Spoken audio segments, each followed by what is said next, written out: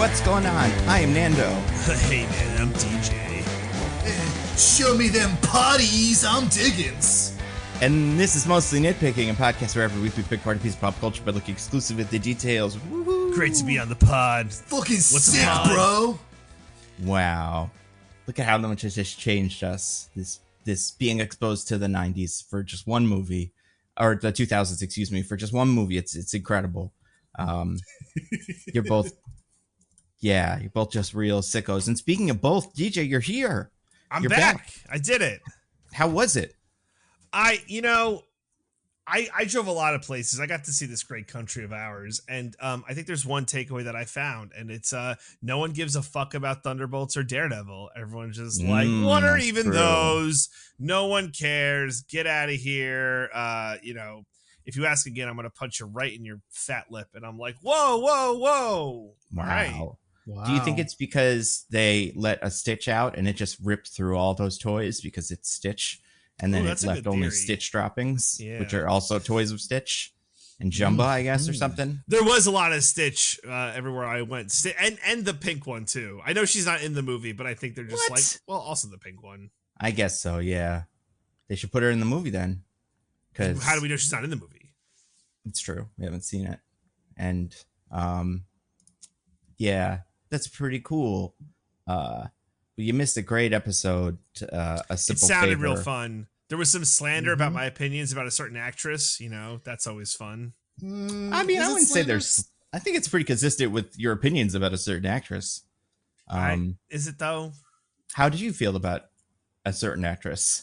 If you want, I think that she's a fine, semi-talented actress who does her job when called for. Wow. Even when trying to defend himself from accusations, he can't help but throw semi-talented in there. Yep. I think semi-talented is accurate to describe this person. Wow. And we watched we watched one Trolls movie, but we watched one Trolls movie, and that's still your takeaway. I forgot we watched a Trolls movie. Yeah. I guess I forgot didn't have to everything watch from it. that, so it helped. That's true. Well, I mean, looking at her IMDb, it feels like about half of the stuff she does now is Trolls related content. Get that money. That's here. That's what happens with DreamWorks movies. They make a billion TV shows and shorts and stuff forever. You gotta. What service would that be on? Would that be on Paramount Plus? No. It'd be on Peacock? I have no Universal. idea. If it's Universal, yeah, it'd be Peacock. Boss Baby is on Peacock. I know that because that was my thumbnail, my little Peacock screenshot guy for a little bit. But then they made me change it. Okay, yes. DreamWorks is owned by NBC Universal, so there we go. I guess it would be on Peacock. Nice. Wow. So much great stuff on Peacock. We'll talk about it, but besides just all the Trolls bullshit. Well, DJ, you're back. You missed a crazy week, but you're in for a crazier one, I think, this week because obviously we've got a crazy movie to talk about. We do. Completely unlike any other movie ever made, except for the two before it, but we haven't talked about them, so it'll be fresh for everybody. And even then, I feel like... Are we going to do a full retrospective that's just completely hopping around in order? So... It's a good question, and I don't know, we'll get to it, but the way these movies, even all of them, play with continuity is very strange. And I think the new one is going to do a lot of stuff, like a lot of that thing from before, it was actually part of this thing. So maybe that'll give us a new, what do they call it? A machete order for fucking Final Destinations? Ooh, yeah. A machete dangling from the ceiling order for Final Destination or something like that. But before that, you guys, the biggest news of the day, obviously, I know you guys both saw it because everybody saw it. Mm-hmm. It's back, baby. HBO Max is back. And what is they gave up. Honestly, can we reward people for recognizing mistakes and then correcting said mistakes instead of chastising them? Can we say, good job, HBO? You saw that you fucked up and you corrected it. The best time to change the name to Max was never. The second best time to change it back to HBO is now. They Yeah, they changed it and they made a big deal. They went, look at us. We did that thing. Yeah. Look at that. So remember that huge, stupid own goal that everyone laughed at us for and said was stupid? Well, we're undoing it. Yeah. Everyone applaud us, please, for having the good business sense to, after an entire year, go back on the stupid thing we did for no reason. Well, all right. How's this? I see you and I'll raise you. They dunked on Elon Musk on Twitter, so that's fun. You see that? What did they say? They added let me see if I can find it. Like they added X. It was like it's like it's never too late, or like or no, your move. It was at X your move. Oh, but not because they like change your name back, not because of like dip your CEO in a big vat of acid. No, it was like I mean, both companies could definitely. I'm gonna benefit say, from yeah, that. they're two of the least popular CEOs. I feel like so. Two of the least popular Worth a human try. beings, I would venture to say. Yeah, honestly, they're up there, and not anymore though. Now all is forgiven, I guess, with David Zaslav. He's the talk of the town. He's And if back in Elon changes it back parties. to Twitter, we'll forgive him too. Mm-hmm. He can get all the loot in that game that he doesn't play very much. What's that game called? Path of Exile. Is that Path the of one? Exile. Yeah, he can get all that stuff. And he can. What else does he love besides impregnating women? That's the main thing. Yeah, Yeah, it's mostly that. And he still does that. Like, it's not like there's. I don't think. Well, it seems like you Yeah. can't stop Yeah. doing that. Well, Yeah. they mostly request artificial insemination now because even the women who want to have his babies are like, but I don't want to be involved with all this. That's smart. It's a yeah, well, Elon, if he wants those things, what did he used to want, you know? What did we used to think about him before all this? He just wanted to be 'Cause in the- movies and stuff. He's like, He I'm wanted- Tony Stark. He I'm wanted cool. the Yeah. same thing he wants now. He wanted everyone to think he was cool. Right. Mm-hmm. It's just now we all know he's not, and the fact that he wants something he can never have is driving him insane. Right, because he Yeah. was in Rick and Morty and stuff like that, and like, hey, Iron I'm Man in Rick 2. and Morty, Iron Man 2, Huge yeah. mistake. And there's a new Rick and Morty coming out soon. Oh, there is? Wow. They're still Yeah, doing new season it, huh? comes out soon. Yeah, you know where it's gonna go? Oh, HBO Incest? Max. oh. Oh no, well, it may go to incest, but it will stream on HBO Max, of course. I don't know when it comes out. May 25th. Yeah, pretty Oh. cool, pretty soon. Man, Oh, right wow. there. Wow. Yeah, Wow. season 8. It's an amazing time. First Max, and then more Rick and Morty. Do you think Rick and Morty will talk about it? Probably. They can Think find there's a time way. for At the them very to be least, like, they'll make a promo about it. yeah, that would be pretty Morty, cool. we did it. We got him to change his stupid name, Morty. Oh my god. Oh, they did it. They did it, Morty. All because of us. Rick and Morty. Change the names. That, yeah, Yeah. that's do a really good all the job, joke I everyone. can think of. Yeah. Yeah, I can't even think of what the second bit of that joke would be. Oh, gee, Agreeing. I don't know, Rick. Maybe I kind of like when it was Max. You know, it's kind of like a fresh start sort of thing. So yeah. maybe they should have stuck with Max, Rick. I don't know. What are you, stupid, Morty? No, it was dumb and no one liked it. You know, Vox Populi. We were all right, Morty. Ugh. That's how bad of an idea it was. I couldn't even think of a joke, even though one of them was just agree with it. That didn't even. Yeah, you couldn't even yes and. Yeah. It's like, well, obviously no one would ever do that, so that can't Yeah. be the joke. It's pretty cool. Look, if they can Did get you- their wins, if Superman's great, they'll be like, look, we did it. We saved DC. It's HBO again. You know, some third thing. White Lotus, people like that. The rehearsal, maybe it'll save the airline industry. You know, Mhm. so many things. People love the White Lotus. It's very popular. Walter Goggins hosted SNL, and everyone went, "This is because Oh. of White Lotus." I guess I don't know. What's the verdict on his name? Did we figure it out? What about it? Like on how to say it? You How guys, do you say Walton Goggins or Walter Groggins. Oh, I think it's the thing that it is, and then maybe. Well, I mean, I don't know. We'd have to ask him, I guess, because like a lot of celebrities have names, and then they have like kind of fake names that they've kind of had to work with because that's just what people call them. They just go with it. You know, true. so They don't correct anyone. they don't correct people.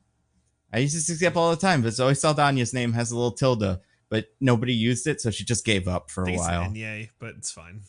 Oh, It's a tilde. tilde over goes the over end, the but end. the letter Yeah. is called an Enya. Yes. So yeah, both of us are correct. But yeah, speaking of that, well, Zoe Saldana's never been in one of these. She used to be in movies though that were bad. You ever And watched that also movie? Movies that were good. And movies that were good. What's that movie she was in? She in Glitter or one of those, or Crossroads? We got to do that one of these days. One of those like really early 2000s singer vanity project movies. I think it's her first role. Really? Huh. Mm-hmm. Are you talking about Amelia Perez? No. Although, well, you know, Vanity, and they're singing. She sings in it. She doesn't sing in a lot of movies. I don't know if she sings in the other one though. If she sings in the Britney Spears one. But so is this can't be her first time singing in a movie. No. But maybe it is. I don't know. She was in My Little Pony, the movie, so maybe that.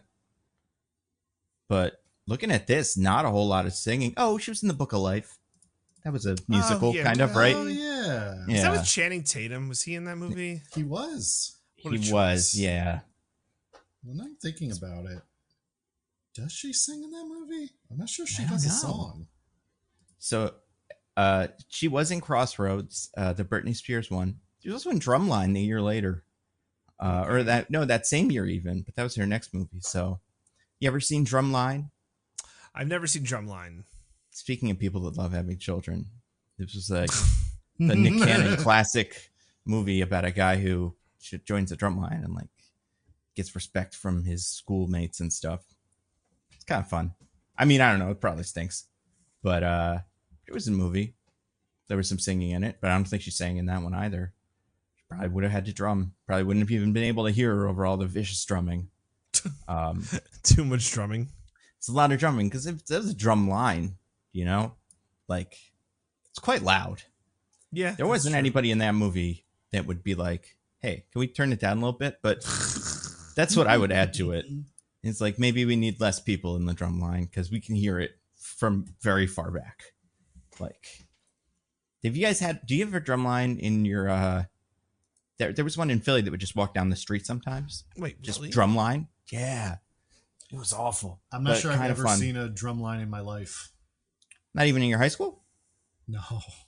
Oh, wait, DJ, did you have a drum line? We didn't have any kind of band. Yeah, we didn't have any band. We Oh. didn't have any sports teams. We didn't have nothing. Oh my God. I know. You're missing out on the drum line. I mean, we Have had you ever sports heard- teams, but not band because we didn't have band sports. I don't even think, I know we had a band, but I feel like we probably started with a drum line and expanded outward. Like my school loved drum line. It was very, very exciting. And it was around the time when the movie came out. So that might've been part of it. That really boosted it, you think? I think, it was a very popular movie. Nick Cannon was a star. People love Nick Cannon. You know? Wasn't that like a bit physically? in like Chappelle's show or something? Oh, yeah. Somebody like his kid was like Nick Cannon one? more than him. One of the Chappelle show episodes. I No, don't which know of his which one. kids? Oh, which of Dave Chappelle's kids? No. The Nick bit was that Cannon. Dave. That's kids. The bit was that Dave Chappelle's kids preferred Nick Cannon to Dave Chappelle because they thought Nick Cannon was funnier. Oh, was- right. Okay. Yeah, Yes. I he's remember hilarious. this now. That was like a bit. Yeah. That was, was it Nick? Yeah, I it was think- Nick Cannon. Yeah. I think it was Dave Chappelle. Yeah. Right. I meant in reference to Nick Cannon. I think Oh, so, 100%. Yeah. Wait, who's on The- first? Who is on first, DJ? You watch a lot of baseball. Who's on first these days? Right now it's Aaron. Oh, no, Aaron Judge doesn't run first. He just hits home runs. It's true. Yeah, I don't know. Wow. Probably who's a good man? Who's on first? Who is on first? I You ever can't think of seen- a good baseball player for this joke. I'm like Man. Shohei Ohtani. No, that doesn't work either. Yeah. Paul How Goldschmidt. many- Paul how Goldschmidt. many- He's on first. How many more wins do the Mets need this season before you pretend you were always a Mets fan? I would literally what horrible thing would I do? I would oh, this is bad. fuck it. I might get a divorce before becoming a Mets fan. Wow. Well, somebody, if they might. make it to the World Series, everybody give your condolences to Michelle. Be very clear. Might. All right. But might. to be fair, it'd be more of like a congratulations, Michelle, because now he's a Mets fan. So does she want to, continue a relationship with a Mets fan? She would have gotten what she wanted too. That's true. That would Diggins, be good. You're not thinking logically. Oh, you meet your destiny on You're the the path one who you take brought to avoid divorce it. into it. I'm just saying what could be, not what will be. I mean, I feel like New York sports victories, no matter what team wins, cause a bunch of divorces. No matter what. That's my guess. Yeah, people go crazy in the street. They yell things. Did you see the video of that guy saying he was going to propose to his girlfriend after the Knicks won their second game? And he was like, I'm going to buy a $500 ring right now from the Diamond District and go propose to her. It's pretty funny. This. So, yeah, that guy, he's not divorced yet, but not looking good. He was like, is that here? Are we there? Are we in the Diamond District? Is it here? Yeah. Like, all right, buddy. I mean, the actual depressing statistic that's been scientifically studied is that home team losses make domestic violence rates go up. That's true. No, shut up. Are you serious? Yeah. Yeah. That's horrible. And cops. Let's not forget. Yeah, being a cop, huge indicator for domestic violence. Yep. Luckily, they don't have a team, that they can. Is there what team is the most like cops? Generals? You have to pick a team. Cowboys? No, Cowboys are cool. What is that? Oh. Patriots? You know what it is? What is it? It's the Sheboygan slave catchers. What's that from? It's from something. Oh, I can't remember. I just made it up. If it's from something, that's a huge coincidence. No, maybe I'm just imagining it. Yeah, I think Diggins made it up. Good job on you, buddy. Where is Sheboygan? I want to say Wisconsin. Wow. No, you're thinking Kalamazoo. No, you're right. It's in Wisconsin. Can you imagine? There was so little Wisconsin going on. You would have had to be like, what, like a tribe or something? It's like, we want to go catch slaves. Well, they were because, Canada was like the end goal, the end zone. So they were the last line of being like, everyone else failed, but we got to stop them. Wow. By the way, before I get corrected, Kalamazoo is in Michigan. Kalamazoo is in Michigan, for sure. Whatever. Yeah. I mean, like everyone knows where Kalamazoo is. I mean, to be fair to, I don't know, you or me or something, Wisconsin and Michigan are weird. I don't like it. I don't like what's going on with those states, you know? You don't like the Yoop? I don't. No, I find it upsetting. And I don't even see the purpose. You know what I'm talking about, DJ? I don't. That weird bit of Michigan that's just hanging off Wisconsin. Yeah. The Upper Peninsula. Mm-hmm. You don't like it? Why not? What did it do to you? Why is it even there? Why don't you just let Wisconsin have it? It's not even really connected to the other one. There's a bridge, but besides that, they're not the same place at all. So Nando, borders matter, okay? And borders are sacred, and we need to protect them. They're the most important thing ever, apparently. Nothing's more sacred than borders. I believe if the Upper Peninsula was part of Wisconsin, then Michigan would have voted Democratic in every election in the past 30 years. But they wouldn't have as many votes, right? So it probably wouldn't be as cool. And Wisconsin would have been red in every election, probably. Yeah. That Canada border's looking pretty good right about now, guys. Think we can jump over it? They don't want us. Yeah, no, really we don't. missed our chance. It's fine. I get it, Oh, yeah. No, I wouldn't. Our stock is so low right now. Yeah. But you know whose stock is not so low right now? Certain series of movies, they're back, baby. Because they have a new one coming out called Final Destination Bloodlines. Bloodline, that was a wrestling thing, right? Roman Reigns. The Bloodline. The Bloodline, yeah. Cool. They're not in this, probably. They're probably. I would love. Listen, there's a lot of people in the Space Needle in that scene. Yeah. Roman Reigns could be one of them. Easily could be. Hey, listen, And if there's a he lot could of be in Hobbs and Shaw, then I believe in his ability to be in Final Destination Bloodlines. that's true. Remember Hobbs and Shaw? Yeah. What How could happened I to the forget? Fast and Furious franchise? Jesus Christ, they ever gonna make that last one? Oh, what do you mean? They're dead. That dam blew up and Yeah, the dam blew up. It's They a wrap. died. It's just Gal and fucking Michelle Rodriguez in a submarine, I Yeah, think, or something. Yeah. And Charlize Theron, who's now also maybe kind of Right. a good guy. She's a good guy now because she's been in exactly one movie where she wasn't the bad guy. And that makes you good. yeah, crazy that that's not out yet, or I like know. they're not even working on it. It seems like, or whatever. Well, I, no one's complaining. Yeah, Yeah. I don't see anybody. I mean, you know, maybe they just did the right amount and they were like, we're done, and they quit. That's pretty cool. These guys quit for a while and then they were back. Final Destination, baby. Yeah, what 5 was 2011? Yeah, so they had a big run in the 2020s, whatever. What do you call them? Do you call them the aughts? The aughts, I don't right? Like, I don't like aughts. I call them the 2000s usually. Me too. Yeah. New Millennium. How about that? They've had a big Millennium. Oh, the new Millennium. Yeah. And he's never in one of these, but I feel like they got some pretty cool music in these movies. They got some pretty weird needle drops, so I wouldn't be surprised if he had one. He does not in this one at least, because we're talking about Final Destination 3, the third one, you guys. Whoa. Yeah. They made 3. Can you believe They it? made 5. They made 5, yeah. And this is I would say, for not to fully tip my hat, I think this is the best of the 5, which is most of why I picked this one. Oh. Besides other reasons, I think this one is the most fun. I don't know about Although- you, DJ, but I have never seen one of these before. So I had not either. we deferred entirely to Nando's judgment on the choice. I'm not mad Yeah. about it. The only other alternative, so the alternatives were 1, obviously, but 1's not as fun. Like, 1's a fine movie, but it's a lot of plot, and you know they didn't have it together yet. Could have done that. Could have done 5, the most recent one, and I think 5 is pretty good. But I wanted something in the middle that's just like fun, and also, you know, has a certain star that we love, and also has what I think is the best scene in any of these, which we'll get to. So we'll talk about it. But yeah, we're gonna do Final Destination 3 as the lead into Bloodlines. Very exciting.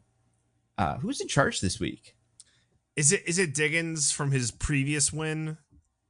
I believe yes, because last week didn't count because Right. it was Yep. a 2-person. So it's still, the ball is still in my court. For the IMDb, B as in spelling bee, a little game we like to play here at Mostly Nitpicking, where my 2 esteemed co-hosts have to try to guess what the IMDb summary for this movie is. Now, you might be asking yourself, where does IMDb get those summaries? Well, I'll tell you, and it's ironic that I said the ball was in my court, because that's actually how they determine it. All the interns have a round-robin b-ball tournament, one-on-one, Oh, dunks only. Nice. And so every week they get together, they play it out, really work up a sweat, and then at the end of the b-ball tournament, the seismographer who has been recording the sounds of all of them bouncing the ball on the court, slamming, doing their sick dunks, takes that information and translates the waveforms into words that become summaries for movies. Ooh. Fancy. Yeah.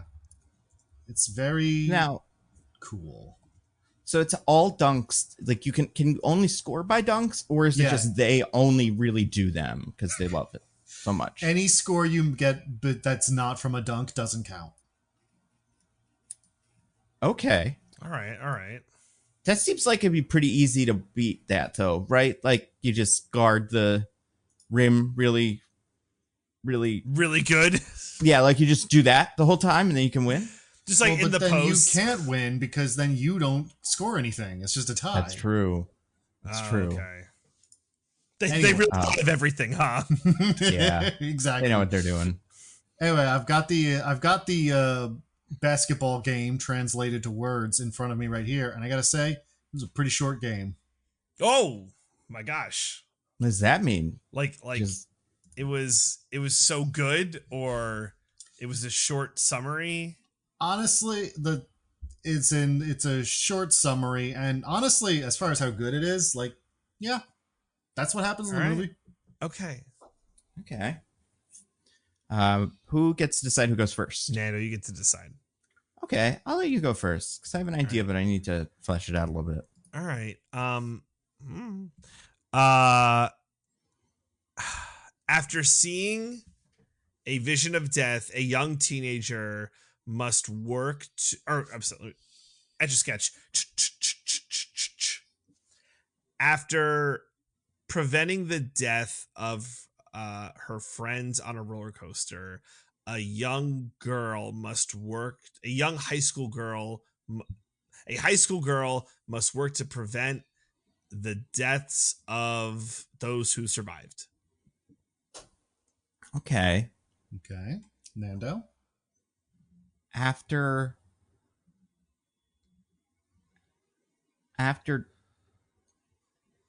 a high school senior cheats death at an amusement park, death follows her and the people she saved and gets what it is owed. Yeah, I don't know. That's the end of it. Okay, well, I have good news for you guys. Mm-hmm. You both did really bad. What? No, come on. Just no, absolutely horrible. Some of the worst I've ever seen. Wow. Worst you've ever seen. It would have been really hard bad. to be more wrong. Fascinating. Then what should we do? Yeah, like Well, that's what I'm trying to figure out right now. he didn't plan for this contingency. Yeah. I sure didn't. So, okay. You know what? Let's do the phrase game because there's a fun phrase at the end of this. Ooh, I love the phrase game. Sometimes when I win, I love it. Okay, so basically, I'm just going to read the summary and leave out the final phrase. Okay. Wendy Christensen and a group of teens who escaped a fatal roller coaster crash face, and then it is a phrase. I'll throw it face A, and then there's a phrase. Okay. A 4-word phrase that is a interesting euphemism for. I mean, euphemism is maybe too strong. Basically, it essentially they're saying they face death again, but they put it in an interesting way. All right. Who goes first? You can go first if you have an idea. You said 4 words. 4 words. Face A. A is not included. Not including A, it is 4 words. Okay. A series of unfortunate events. Like that book. Like the book. Like that book, yeah. Maybe that's what they went with. Could be. I'm gonna say face A. I don't know if they can't use this. Well, it keeps face A.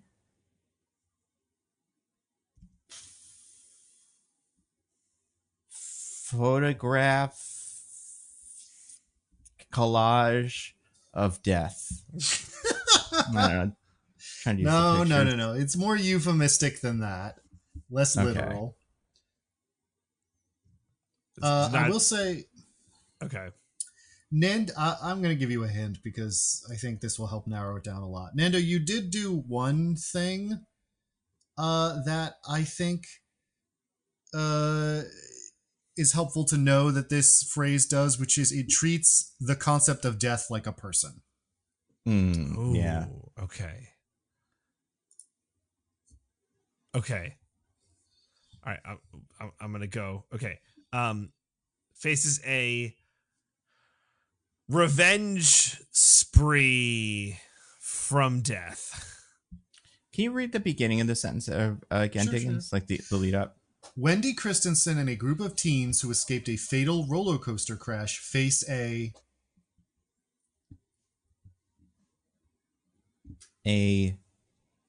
death that collects debt. More of a euphemism, guys. It's not literally like faces a person who wants to kill them. Okay, I got it. Faces a formidable, challenging, deadly foe. Faces a bunch of crazy coincidences. All right, isn't it? I'm gonna give you one more bigger hint. Okay. And then if you guys fail, I guess I'll be trolling the trivia section. Yay. Okay. Oh, actually, I just thought of a fun one, but I'm still gonna give you this one more hint. Okay. It is an activity you are doing with death. Oh, okay. All right, I think I got it. Faces a dance with the devil. Not death, but cool. Well, I don't. I'll say faces a. Oh man, you said it's an activity you do with death.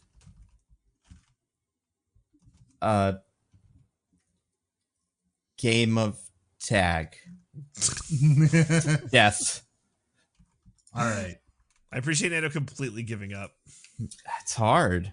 Yeah, okay. I'm going to call it there. What it says is face a bloody date with death. Boo. Oh, dang. But I this gave me enough time to think of another tiebreaker. Oh, good. Okay. As is usual for movies like this, all of the people playing teens, or most of them rather, are wildly older than the characters they are playing. Thank God. I want you to both give me a character from this movie who is supposed to be a teenager, and whichever one was oldest at the time of filming, that person wins.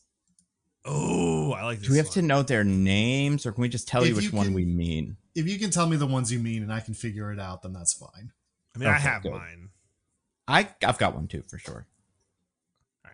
All right. I'm gonna go with Freddy. That's a good one. I'm gonna go with topless tanning bed girl. I mean, they were both topless. Oh, sure, you're right. The brown haired one or black haired one. What was her name? Fine. Oh, I can't look at the MTP page. Jessica or something. No, that'd be more 90s than that. Christina with an X and a Y. You find both of them and then see if. Well, I'm pretty sure I do have both of them, but I need to know which one you mean. Well, I mean, does it matter? Is the question. That's a good question. Win either way. I do feel like. I think I'm not. Here's what I'm trying to decide. Does DJ's answer count because Freddy is not a teenager? That's true. Freddy graduated a couple of years ago. I forgot about that. All right, should I give? Let me re-answer. Okay, so not Freddy, because you're right. He's not one of the teens. I'm gonna go with. So I don't remember his name, but like the football player, Lewis. Yeah, I'm gonna go with Lewis. You know what? Then which one Nando meant does matter. I can find it. I'll find it because I'll see it on their tombstones. Is it Ashley or Ashlyn? Oh man. I mean, if I can Google it, let's see. No, you'll know then. Well, just Ashley. Oh yeah, right. It would say. Well, I'm just looking for like a picture. Like if I Google Ashley Final Destination. Why don't you say it's the brown-haired one? Yes. So I think that's Ashlyn. Yeah, that is Ashlyn. Ashlyn, okay. Ashlyn Halperin. Wait, no. Yeah. Actually, guys, you both have to pick someone else because we're both 25. Oh my god. Okay. All right. Okay. So Lewis and Ashlyn off the table. All right. I'm gonna go with I'll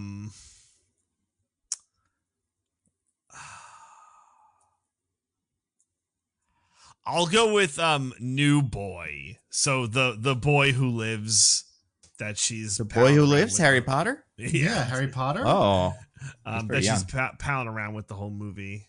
Kevin. Yeah, Kevin. Okay, that's a good one. He looks super old. I'll take Ashley then. I'll take the other one, other canning bed girl. All right. Well, then I do have a winner. Okay. So Nando, you originally picked the older of the two. Oh no. Kaylin Simmons, who plays Ashley, was 24 at the time of filming. Oh. Okay. But DJ, you picked Ryan Merriman, who played Kevin, and at the time of filming, he was 22. Whoa, amazing. So Nando is our winner. He looked 27 at best. Who's the oldest? The oldest one was Gina Holden, who played Carrie, the best friend who dies at the beginning. I wouldn't have even counted her. Like I should have. Yeah, I know. The teens for me were the like surviving teens in my head, but that's good. I never said that. I said a teenager in this movie. That's fair. She was 30 years old. Yeah, I buy it. How old was Mary Elizabeth Winstead when this came out? Only 20, actually. She was one of the closer ones. Yeah, she looks young. Like, and I guess we know that she continues. Like, so, yeah, I mean, we know what she looks like 20 years later. Young to us is because we know what she looks like later because she became famous, unlike anyone else in this movie. It's a good point. Wow, incredible. All right, so we did it, guys. We got a winner before too long. Boo! Sorry, DJ, you should have picked someone who was older. I will say, if I hadn't disqualified Freddie, he was 27. But this list that I had of how old all the teens were in that movie specifically says he was not a teen. Yeah, that's fair. Well, and that excuses his behavior. If anything, it makes it worse. It makes it way worse. Yeah. Well, Nando, with that as our winner here today, you get to tell us what you think of Final Destination 3 first. Oh, okay. So this is a perfect movie. We've, as a society, it's not surprised this came out in 2006, right before, Barack Obama was elected president. We as a society were riding high. I mean, this also came right before the big, financial crisis of 2007 and 8. But still, things were looking up, baby. Because I would say, like I said, first one, I think the first one's fine. Second one's okay, but it hasn't figured out what these are yet. The third one, I think this has some of the most memorable deaths in the series, which is the best part. And that's what you come to these movies for, is the death scenes. And they found out a way, like they found the right amount of Rube Goldberg bullshit to do before them to make them fun, but not like too much business. And I think I don't love the setup of this one. This is the one, out of all the 5 has, I think, the worst intro with the roller coaster. I think it's bad, but everything after that I think is great. And I don't think the tanning bed scene has ever been beaten. Not that I think it's the best scene ever made in movies. It's the best edit ever done in movies. To the end of this scene, to what follows it, I think is like, that's what, when I was watching this for the first time, I was like, oh, this is like a comedy more than a drama, and or a horror movie even, where the first ones were supposed to be kind of scary and like supposed to be kind of like, oh my god, like for example, after the first one, which is the plane crash, the first guy that dies as a kind of like Rube Goldberg machine death, like trips in his bathroom and lands in this weird like clothesline thing in his bathtub and just chokes himself to death. And it's like it's rough, it's not fun, it's kind of scary. It's also like a thing that I just don't fully understand what that thing was ever doing there. But with this one, like they're really silly. And also what they did with this one that I think is great is they made all of the characters incredibly unlikable. Are you suggesting it's unlikely you would ever be around a rampaging horse with a stake and a rope attached to it that would happen to get wrapped around your neck? I know. And I mean, that I would say like there's some ones of these that are so implausible that they're like things that would happen to like Daffy Duck. Like the thing that happens in the gym is a Daffy Duck. Oh my God. Kind of like, or like a Roadrunner Wile E. Coyote kind of thing. Can I be honest? Didn't see it coming. Really oh my God. Well, that's the thing. And that's why these are fun, is when like they set them up and you're like, oh, I bet I know how this guy's going to die. And then the characters kind of see it. And then the thing that it was is actually not that thing. And then time passes and then something else makes that thing now relevant. And then it gets them. Great. What else? I think Mary Elizabeth Winstead's the best protagonist this series has ever had by a mile. And I really like the gimmick of the pictures as a way, because sometimes the way that they kind of, you know, foreshadow the deaths is like with a vision or like a premonition or like maybe like you see a shadow and you're like, oh, that's this thing. But with this, it's way more of like a game that the characters are actively playing. And I think that makes it way more fun. Also, the way that they legitimize this as a way to predict death is so fucking funny. I forgot what they bring in as like the evidence that this is probably a thing. So yeah, I like this one a lot. And I don't think you need to know anything about these going in, and especially whenever it's relevant, the characters will say like there was this time when a plane crashed or whatever. But I think this is the start of when they're like just stupid fun, and anything past this is kind of the same vibe. So yeah, loved it. DJ, what did you think of Final Destination 3?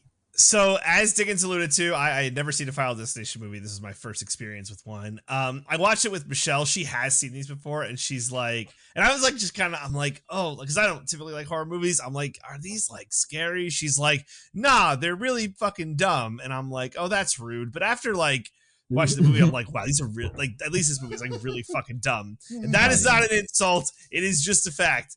This movie's really stupid. And yeah, it's fun. It's quite fun. I like. There's so much like I don't know if all the movies are like this, but like there's so much candy where like the entire start of the movie with the roller coaster, right, winds up just being like a vision, but it's like, oh, we're just gonna watch these like savage deaths that like don't even play out, right? Like, you know, it's just like, oh, actually, it was a vision, and like it matters, but like there is just a lot of like you know, popcorn aspects of this movie where it's just like show you like very silly deaths, and like I think when when the camera wraps around the like rail of the roller coaster that's caused it to go bad, and I'm like, oh, come on, and Michelle's like, no, DJ, like you don't understand, like this is the whole thing. And then later in the tanning bed scene where it's like the wood falls perfectly, I'm like, oh, come on. And then that was the one where I'm like, okay, stop trying to like rationalize, or like I stopped taking notes at some point. Like I do think there's some good nitpicks here. There are like, well, actually there's no way that with the horse blah, blah, blah. Like there's like some very like weirder and silly stuff there. I don't love every choice, I want to be clear. I think some choices are bad, but I think some of it's an artifact of being like a 2006 movie. Was there anything, there were things about this movie that were like, oh, this was made 20 years ago? I can't think of any. None? Okay, good. None whatsoever. But I enjoyed it. As someone who did not think I would like this genre of movie, I'm like, oh, this is like a good time. Like I definitely see the appeal of just like going to theater and watching. It's like, oh my God, there's gonna be like an engine block just like lodged in this dude's head. And we should just, Michelle and I were like ranking like the best to worst like ways to die in terms of like how immediate versus like how horrible. Oh yeah, tanning bed's easily the worst. There's nothing worse. Than tanning. Yeah. All the rest, pretty much everybody else gets smushed or something. Like they're so nail gun to the face. It's not clear how long it takes her to die. That one might be pretty shitty. But yeah, the Lewis's one. Over, right? It's like you don't even feel it. Yeah, like he didn't even know what happened. He still doesn't know. He's in heaven. It's like that meme of like you're just looking at something like, what happened? So and then the sisters is rough, but she does not die in it. But that would be the other one that I would say is probably up there with the horse. Even Freddy's isn't too bad. Like that's just like Freddy's is pretty instant. Yeah. So, but yeah, enjoyed it. Oh, this is a good time. Diggins, how about you? What did you think of Final Destination 3? I agree with what you guys are saying in terms of like how this movie is. Like, it is clearly just supposed to be watching a bunch of fun deaths and like being silly and dumb about it. And I think it does all that fine, and I don't have a problem with it. It's just a little mean-spirited for my tastes. Okay. What?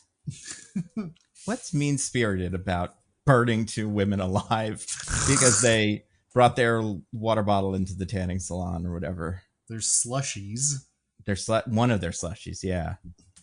Because they had the crime of being woman. Mm-hmm. Yeah, no, I don't know. I don't know. Maybe I just wasn't in the right mood for it, or maybe I just, like I said, I just find it a little mean-spirited. I didn't love the movie, but like I think that's me and my personal tastes and not the quality of the movie.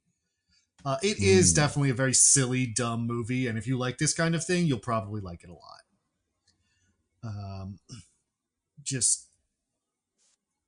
Yeah, I don't know. Like I said, maybe not quite to my personal taste. I don't have that much else to say about it. You guys pretty much got everything. Okay.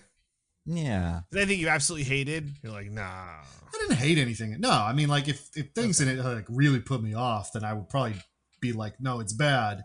But no, it's good. It's just not to my taste. Interesting.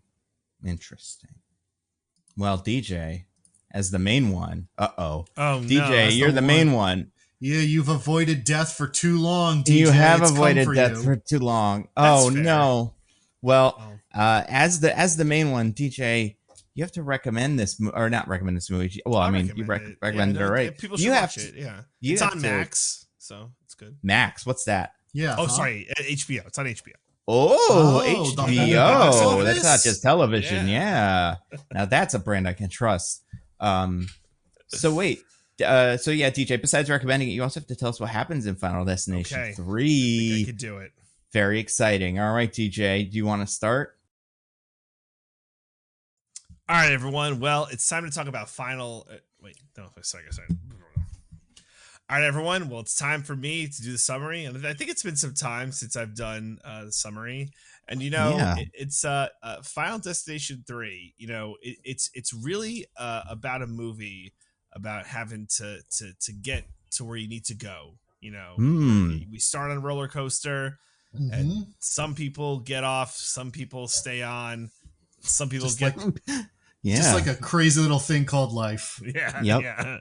And who else has got somewhere to go but can't quite get there? Joey. Joey, like on the show Joey? Yeah, like on the show Joey. Here we are. Oh my god, did you guys watch the latest episode? Yeah, season 1, episode 16, The Tonight Show. Joey and The Tonight Show, that's right. Right, Joey and The That one's Tonight even Show. better. Right. Yeah. It can't just be The Tonight Show. It's always Joey and The Tonight Show. So yeah, it's the latest episode of Joey that coincidentally we all watched, right? It's of course. What has our pal Joey gotten himself into this time? Yeah, I mean, the title says it all as far as I'm we open again. We open again with him filming Deep Powder, the great show. Where's his boss? What happened to her? I just in an office somewhere? We'll have to assume. She's just off screen laughing too. Yeah, she really is. Man. Bobby comes, Joey's agent, to give him the great news that there was a cancellation on the Tonight Show and she booked him. Oh my god, the Tonight Show with Jay Leno. And this is huge. This has been Joey's dream ever since he was a little kid. He wanted to go on the Tonight Show with Johnny Carson, and I was gonna say, you can tell how old this is because it's the Tonight Show with Jay Leno, and they're talking about the guy before Jay Leno. Yeah, it's like 5, and it's like it's 3 Tonight Shows ago, also, right? Yeah, because it was Conan, Leno, Fallon. Yeah. And I think that's where we still are. But like, yeah, unfortunately, he's been doing it for a while too. Yeah, right. Like, He'll do it. I assume forever. Like he's like the gig, right? And so far, Leno is our only Tonight Show host to serve 2 non-consecutive terms. That's right. He's pretty good. And here he was, right in the middle of Joey. This was, I think, most movies and shows that were in Hollywood eventually had a character go on the Tonight Show. Like, I remember this in so many things. NBC shows would eventually force him to appear in them.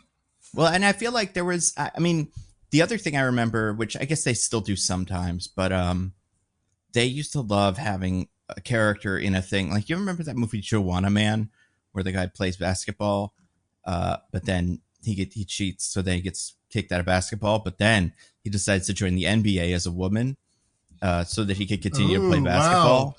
Wow, that seems like a problem that would be a real epidemic and require multiple rounds of legislation to deal with. Yeah, they're still working on it to this very day. Well, I remember very well that Joanna Man himself was, his name was something, Man was the name of his character, the identity he created. I don't remember what his actual name was, but he watches a Tonight Show, and that's how we learn the news that everybody thinks he's a joke, because Jay Leno's out there being like, yeah, heard about this guy who's cheated at basketball or whatever. So like, that was everywhere. Jay Leno, when did you come in here? Oh, gosh. Hey, it's me, Jay Leno. I got fired, and then I'm back, and then I did a garage. My Jay Leno's garage. I got a lot of cars.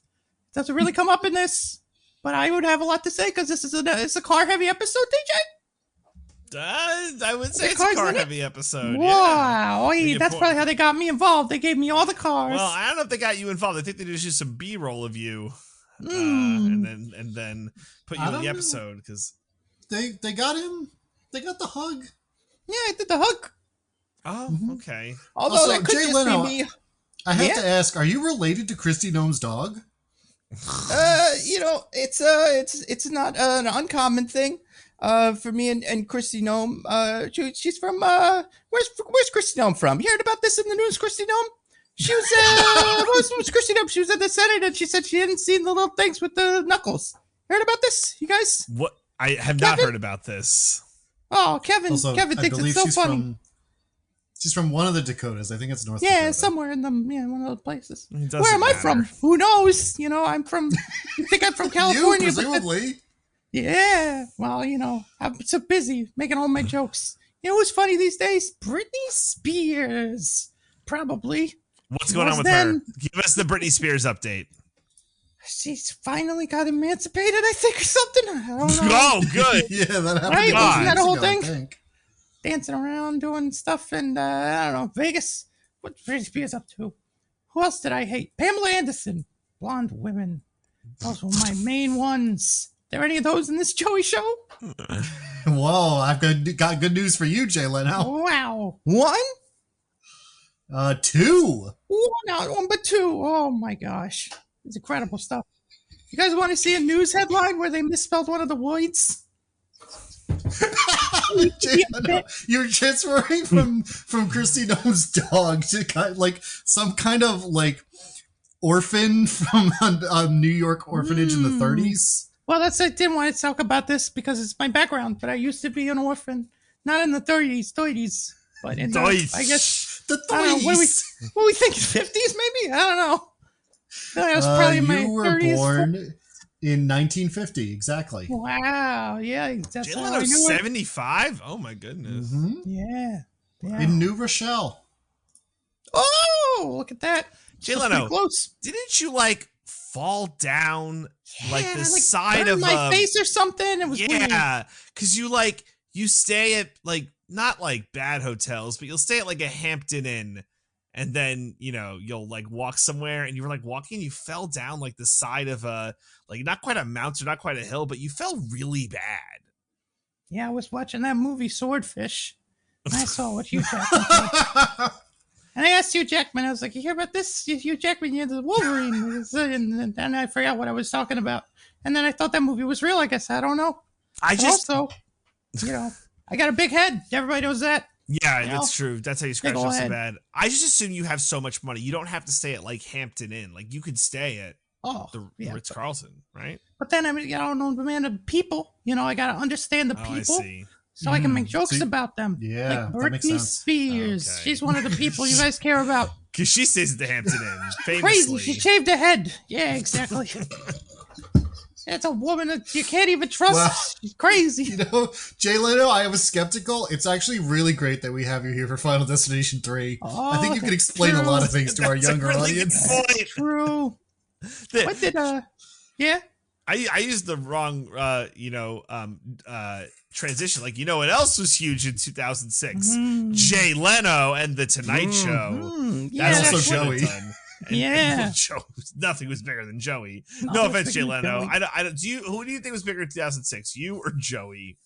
I mean, I was pretty big because of all my bits. Like when I would say, I had a guy who played guitar. He was my guy, Kevin, and he was always really high. And I would look at him and I'd say, "This guy's so high."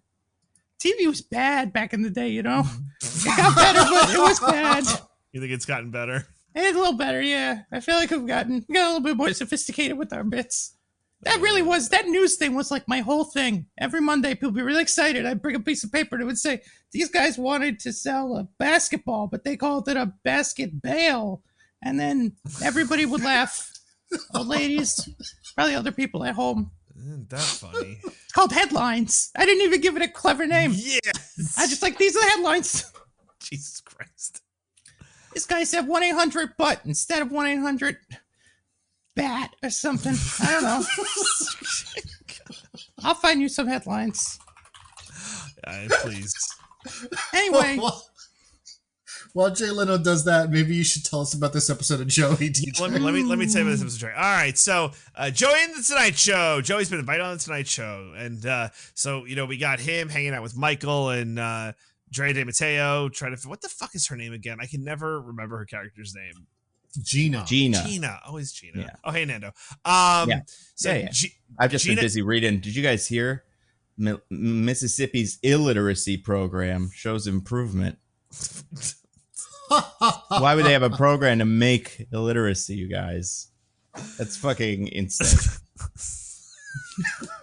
Unbelievable, you guys. I guess they need that program. Am I right, fellas? They do need it. Yeah.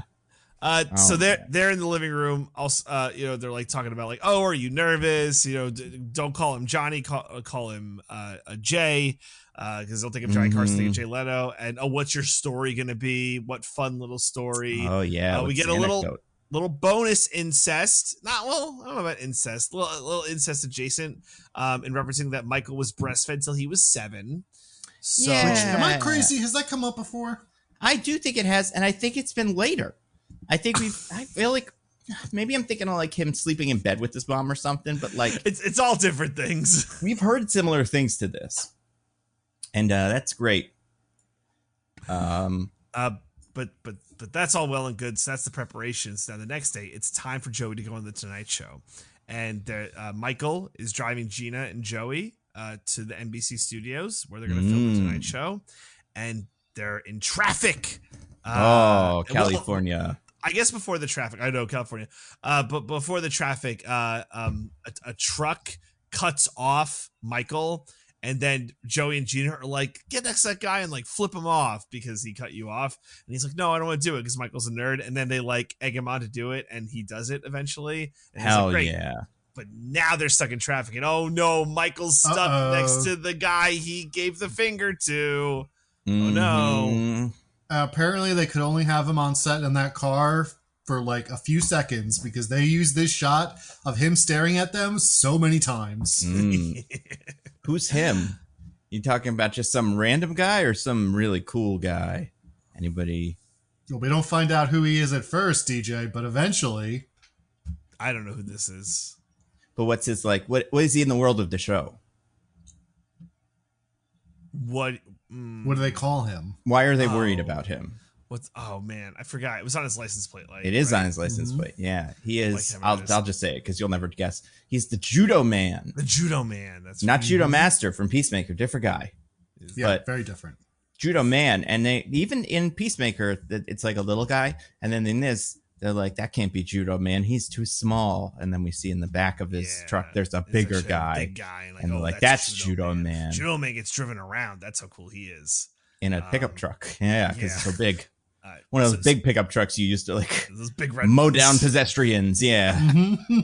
Ahead of its time. The toddler crushers. Mm-hmm. But they say the blood of the toddlers really helps keep your wheels like nice and even. That makes sense. So that will escalate, but in the meantime, while we're in this traffic, it better. I love it when they escalate on the TV show, the sitcom. Oh my god.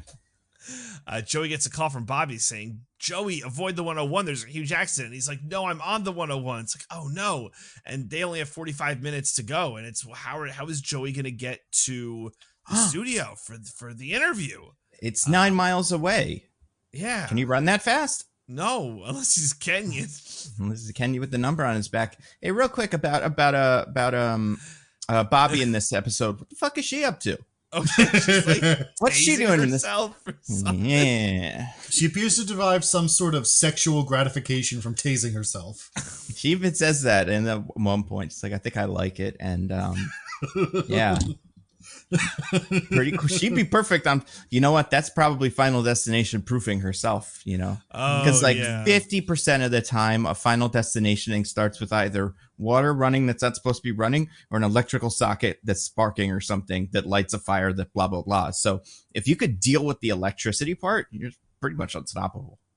And yeah, so she knew. But yeah, what is Gina up to in all this commotion? So Gina, it's a real whirlwind with her. She's just going on like she's hitting on guys stuck in the traffic. Well, she's going to go see what the problem is, and she does find that out. But in the midst of that, she's like finding cute guys and getting in their cars and like flirting with them, which is very Gina of her. That's very on brand for Gina. Yeah, and unlike the show Joey, somebody actually asked her, like, aren't you dating Joey's assistant right now? Yeah, I was shocked by that. Because I was like, I just assumed he was dead forever. Much like Lucy Lou in heaven. But I guess he's going to come back and maybe they're still dating. Yeah. But, I mean, there's no ring on that finger. She's right. So they just can't find a solution for Joey to get there. And they realize, what's the best way? A motorcycle. Because a motorcycle can cut through all of the traffic again and get in there. So I think first is the cop first, or does he call what's her face first? Yeah, cop is first. Okay. So a cop comes and he goes, "Oh hey, you're Tony Danza." Of course, classic. This is great. All Italians look the same to this cop. Yeah, damn right. And he explains that he has to get to the Tonight Show, and the cop's like, "Oh, I'll help you out." But something calls away the cop's attention. On the radio, there's a 1012, I think, is the call, which Gina knows is that's someone going into labor. Yeah, it's like, well, don't say anything to the cop because then he won't go, and she'll be fine. Don't worry about it, and they'll take you to the Tonight Show. But Joey, just big-hearted Joey, can't lie and tells the cop there's a 1012 at the 20-mile marker, and the cop goes, and Joey is still stranded. He's a good guy, but he's paying for it. Yeah, unfortunately. Yeah. Bobby calls and says, "Hey, listen. If you don't come here, they're going to give away you to this snake guy." I guess this snake guy is always there at the ready. Yeah. And DJ, when you say the snake guy, it must be some sort of like huge python or something that's like wrapped around his body, because that would be really cool and impressive, right? No, you would assume. This is some small fucking snake. Like a fucking cage. It's like, look at my snake. You got a snake. It's not even...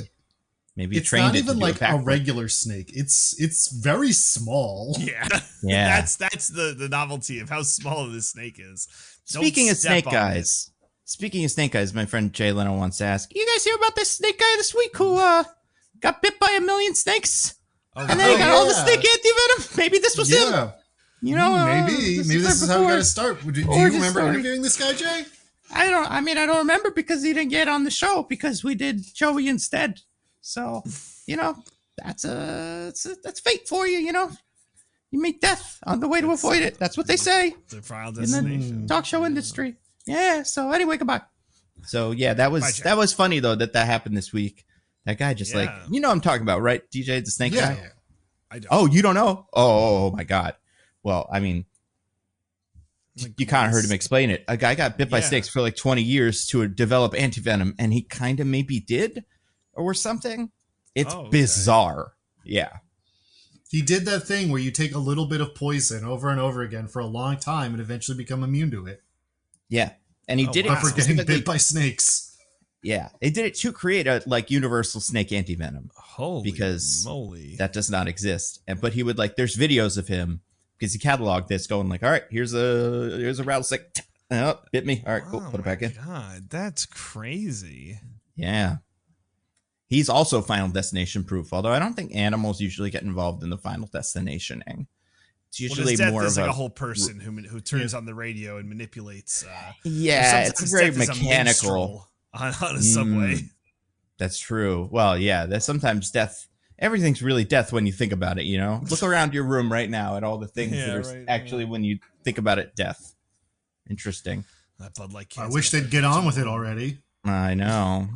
That's the thing. You probably got skipped, to avoid you, and now Death. you're safe. I'm right here. Nando, I bet you would get Decapitation America to buy your shield there. Oh, yeah, for sure.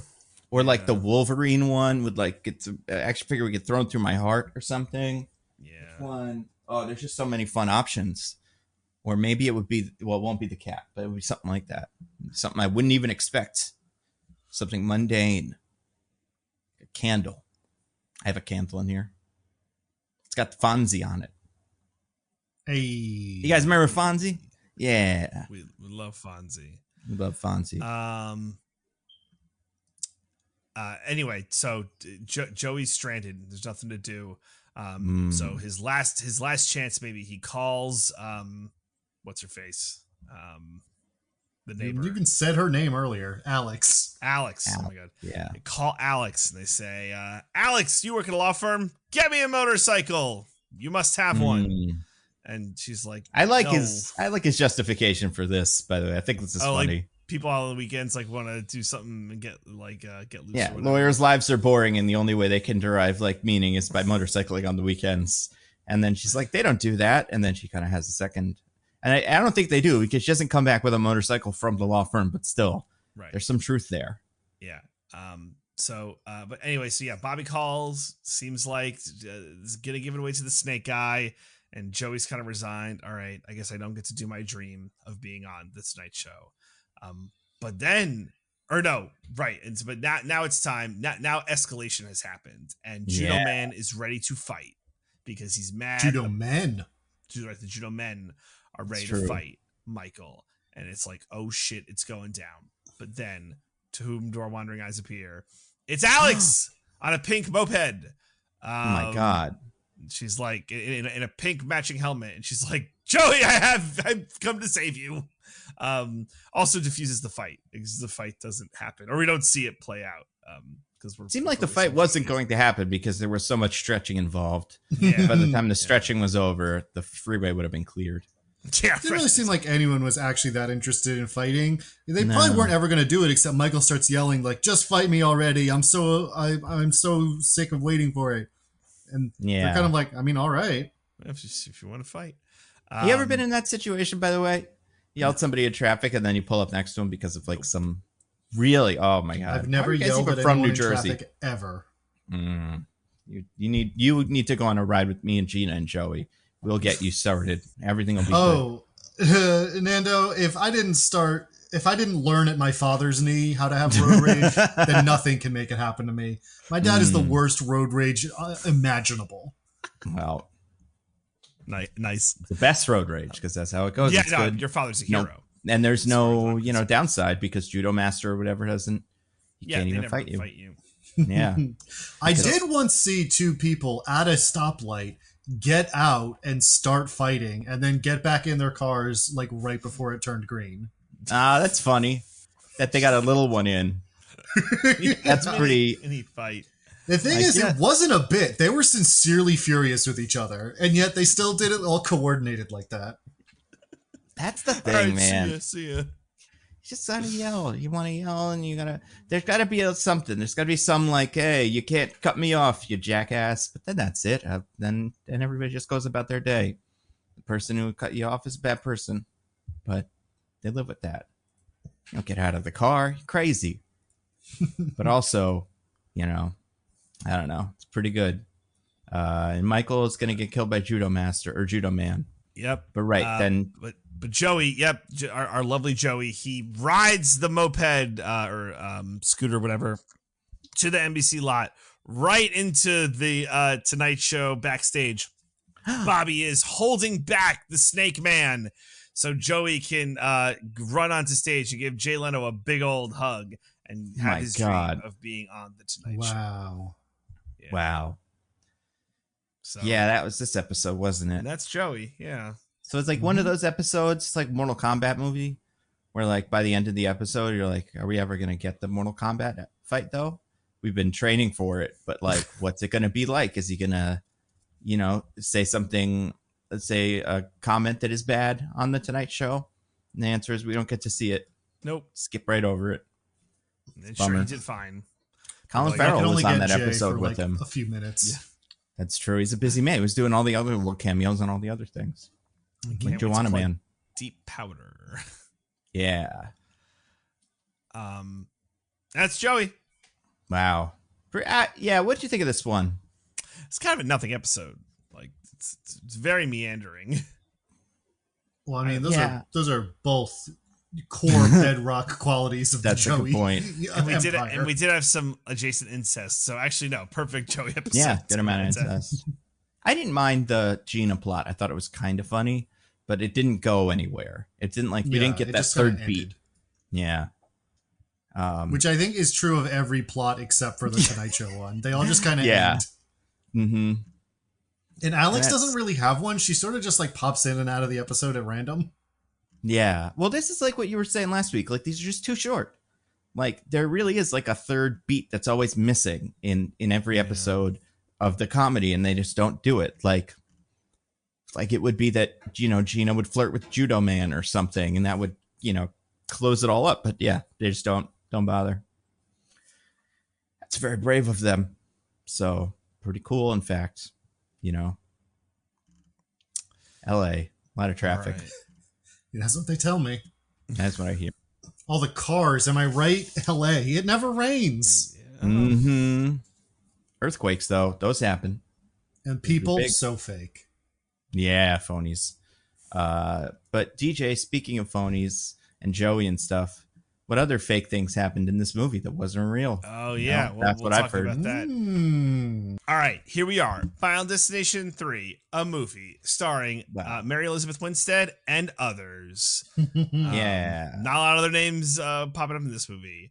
I recognized her sister. She was the only one who I was like, oh, yeah, that's because she was on, if I want to say she's Silicon Valley on that show. She was like one of the people that was a recurring character. But yeah, this franchise is notorious for not producing stars. Well, like, there is one hot Frosty in here, like way down on the call sheet. No, really? Mm-hmm. Wait, Dustin Hot Frosty's Milligan. in this one? Dustin Milligan as a character named Marcus.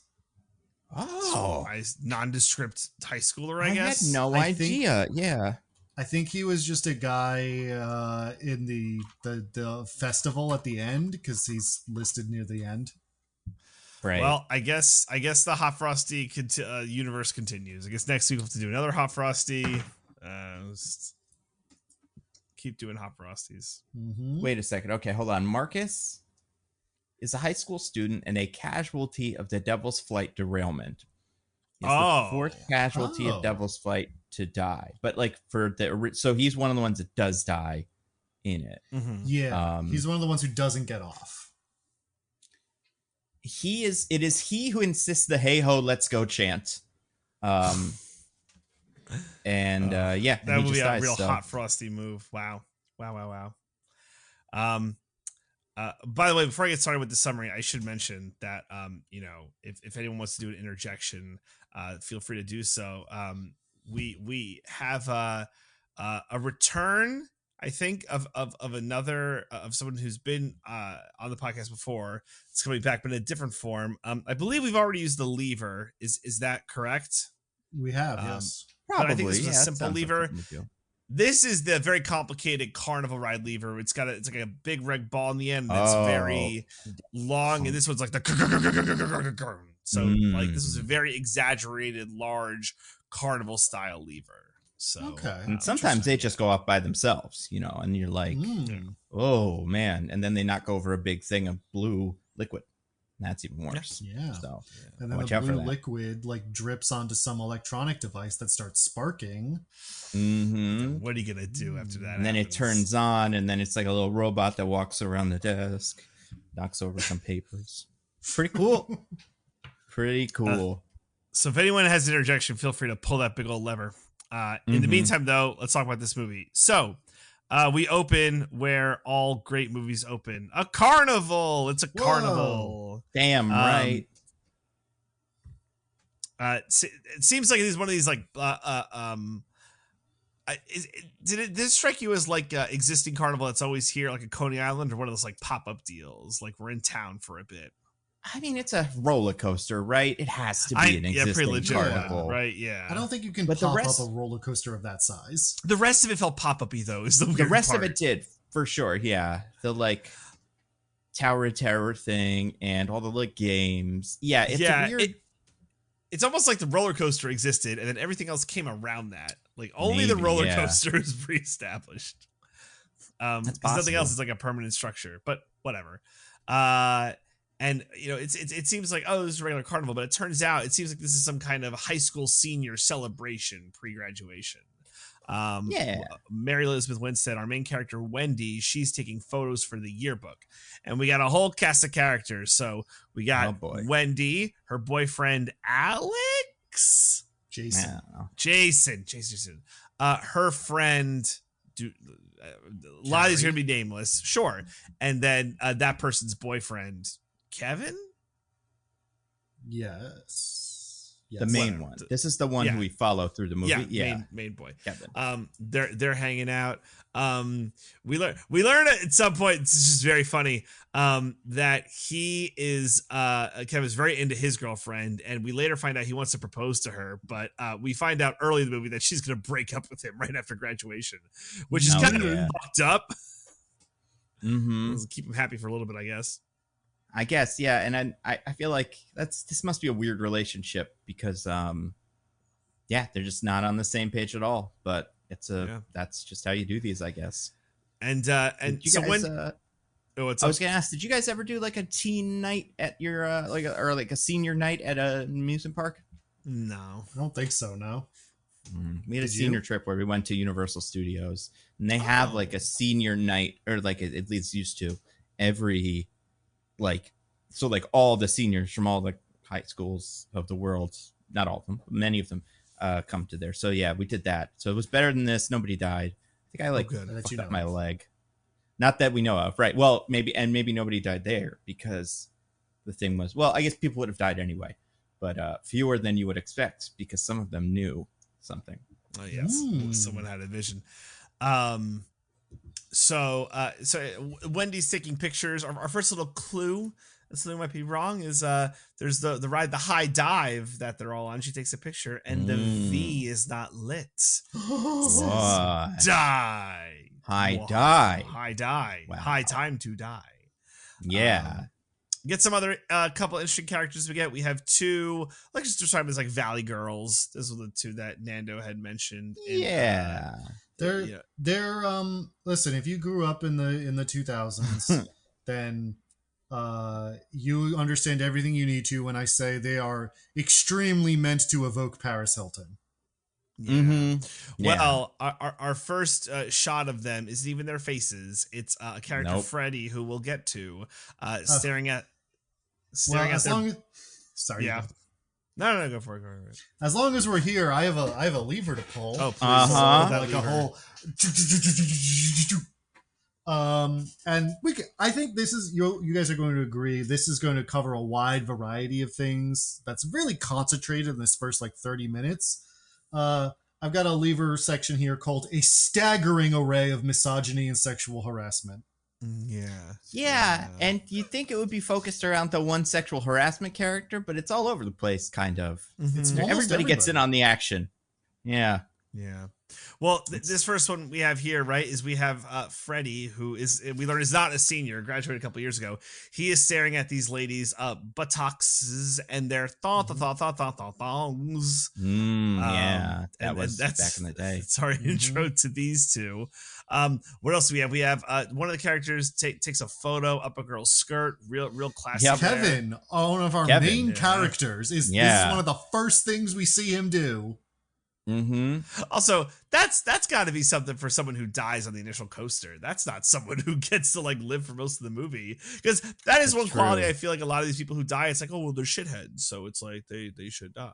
So right, yeah, these movies do follow the usual movie logic of like, though you break a rule or something, and like, you know, you do something wrong, and then that ends up fucking you over.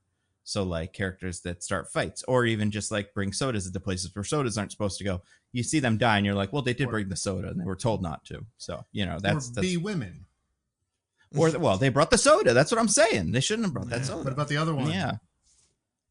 She let the soda happen. And some people would say she was more involved. The sister?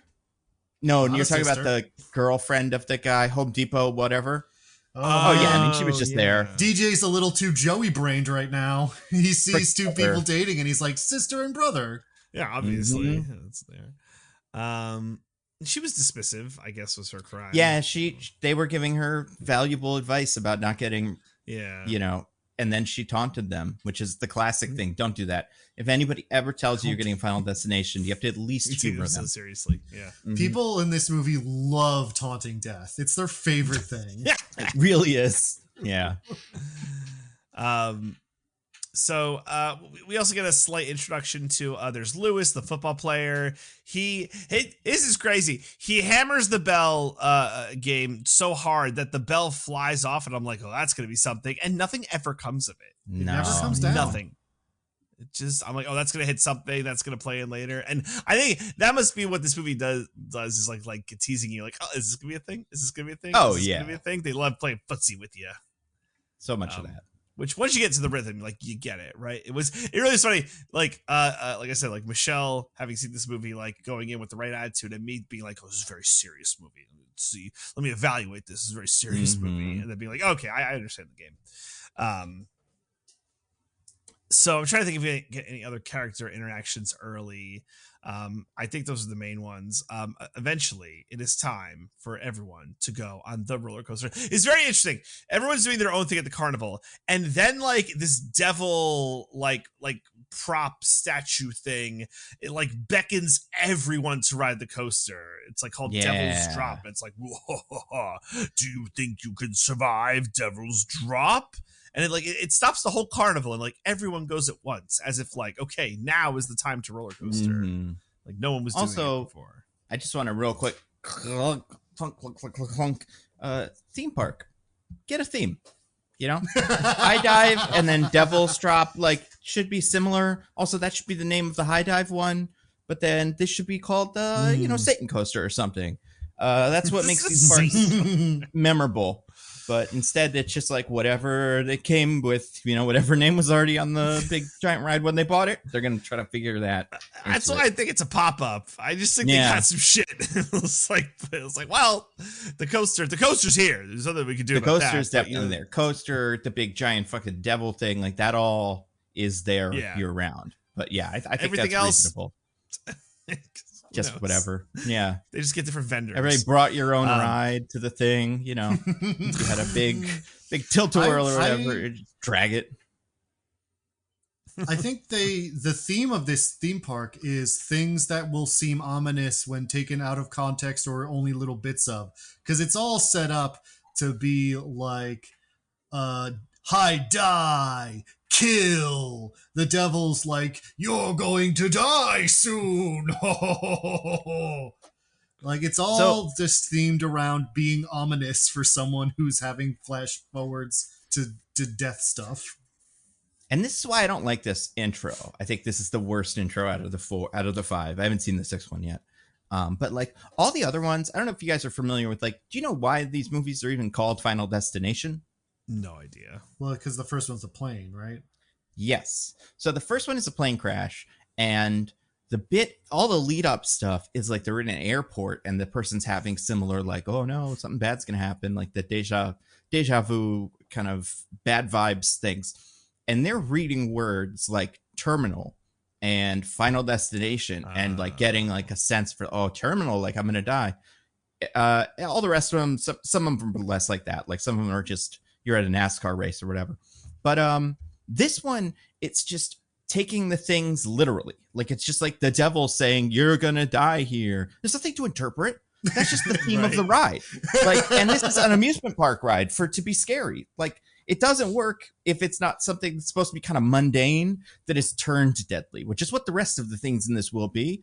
But it's why I think this is a weird beginning, because like usually character gets on a plane and like everybody's like, why are you scared? You shouldn't even be scared. And they do that a little bit here where the guy's like, you're less likely to die in an amusement park. But also, it's a completely reasonable fear because it's just, you know, that's what it's designed for.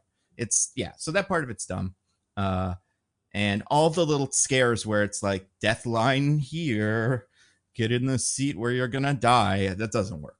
Like, but it works better in the other ones. That's interesting. Mm-hmm. I did not consider these so on the nose of it all, but it makes sense. No, I thought this was so funny how all the things she's looking at are just like big signs that are like, you will die today. It's like, yeah. Well, I mean, I don't think that's like an eerie coincidence. I think that's just, this is the theme park. Yeah. It's you know, and she's got a bad feeling about this, which is how all of these start too. The person has like I got a bad like, feeling about this. So yeah, she has the bad feeling, but you know, let's get on that coaster anyway. Also, So really tiny nitpick, just because Nando brought it up. She at one point, as they're going into the roller coaster, is like says that she's getting a sense of deja vu. But what she says is, "I'm having deja vu, but like about things that didn't happen." And I'm like, "That's what deja vu is. You already said that." Yeah. That's true. I guess. What is she? Yeah. Huh. Yeah. A couple of things before they get on the ride. So she's getting a little antsy. It's like, oh, maybe she'll get off. But the boys are like, nah. Don't get off. Right. Well, what's her big character flaw, DJ? She needs to be in control. Prescribed to her. She's got to be in control. And will the rest of the movie be about that in some way? Probably not. I wouldn't bet on it. Yeah, and even if it was, it's not about like that she needs to learn a lesson about it. If anything, she needs to be in more control. Yeah, she needs to being do in control better. Helps. Yeah. There was one line I thought was I forget the exact word, but she's like, they determined like, oh, here's where you're sitting. She's like, well, I can't sit in front. If I see the tracks, I'll freak out. So like the four of them are arguing, and it's like, oh, who sits in front, who sits in back, and they basically land on her and Kevin will be in the back, and then Jason and whatever the other friend will be in the front. Carrie will be in the front. At one point, Carrie has this line because they're like contemplating, like, oh, do we get off? She's like, no, I have to ride this. I'm going to Berkeley. I won't be able to do anything like this. And it's like, wait, what? Yeah. Why is you going to Berkeley? No, man. Not in you don't think you can ride a coaster going to Berkeley? Are you too good for it? It's like, oh, I'm going to Berkeley. Can't ride. All my cool Berkeley friends will be like, roller coasters? That's so lame. And I'll be like, haha, totally, and pretend I don't like them. So this is my last chance. Mm-hmm. I thought that was such an interesting. That is a weird line. Yeah, line to put it. It just stuck out to me. I wrote it down. But then I do just want to emphasize, because I had a whole liver slice about it. We have skipped so much people saying sexist stuff or creeping on the two girls. Well, at least to this point, it's mostly one character who is insane, and I think. Well, Oh no, he does do some online. I was like, doesn't he wait to get to the car? But no, he does do some online. He never stops. Do you have any, every time we cut to him, he's doing it. Do you have any gems? One time he's like licking his necklace that the the mud flap girl with like the legs. You guys, that was unbelievable. And he's got the mud flap because he won it at something, and he's like, they don't usually make these as necklaces, but I got one. And then these two girls are like, okay, And then he's like, whoa, if you say so, to the thing. And then he starts licking its boobs. Oh my God, this character is named Frankie Cheeks. Frankie Cheeks. Frankie's and he is incredible as like a character in one of these, because he cannot stop sexually assaulting these two girls. Yeah, he has a video camera and keeps it trained on them, leering at them, being like, take your clothes off. Right. And this character is kind of, and like, while that's not a terrible impression, I would say this guy's going for like, are you guys familiar with Pauly Shore? Like Pauly Shore movies from the 80s and 90s? Yeah, he's doing like that, which is that like hey, it's me. Yeah, I can't even do it. How do we do it? Like, Pauly Shore, limited to show me your boobies, ladies. Yeah, come on. Like, that was pretty good.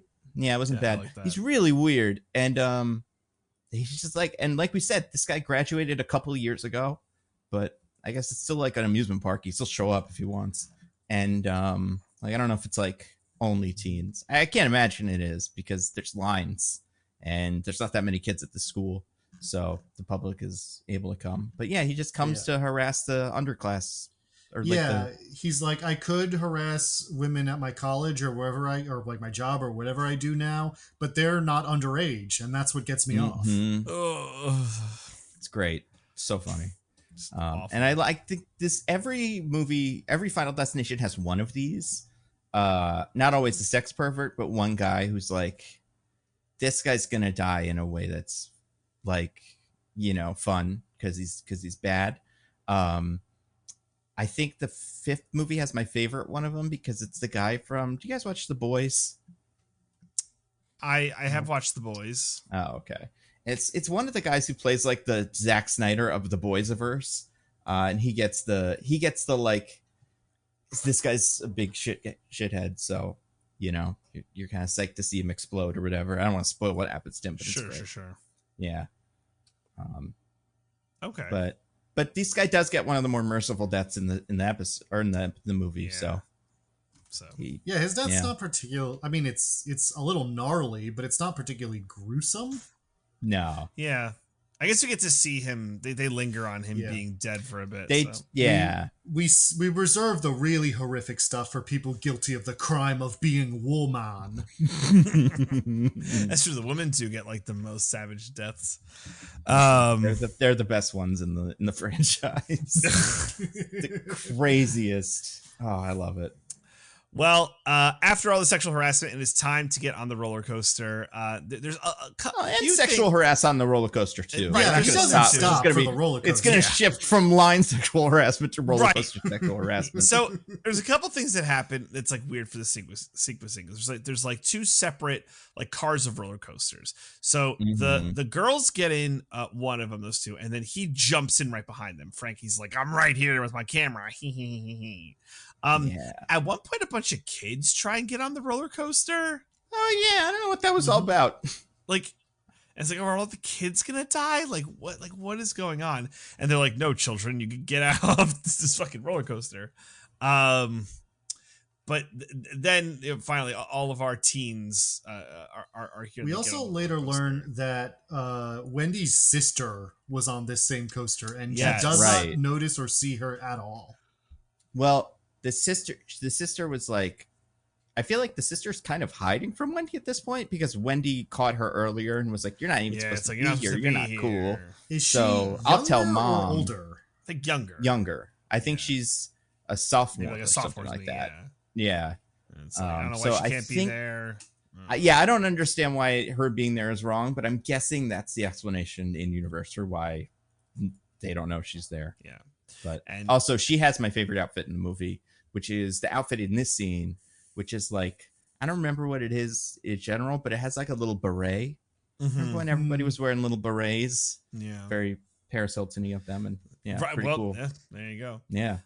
Also, do people under like 20 know who Paris Hilton is? Do we have to explain that to oh my God, do we? Well, you know what? She gave Jimmy Fallon that ape that one time. Never mind. Yeah. They're all cool. They all remember her as the ape lady.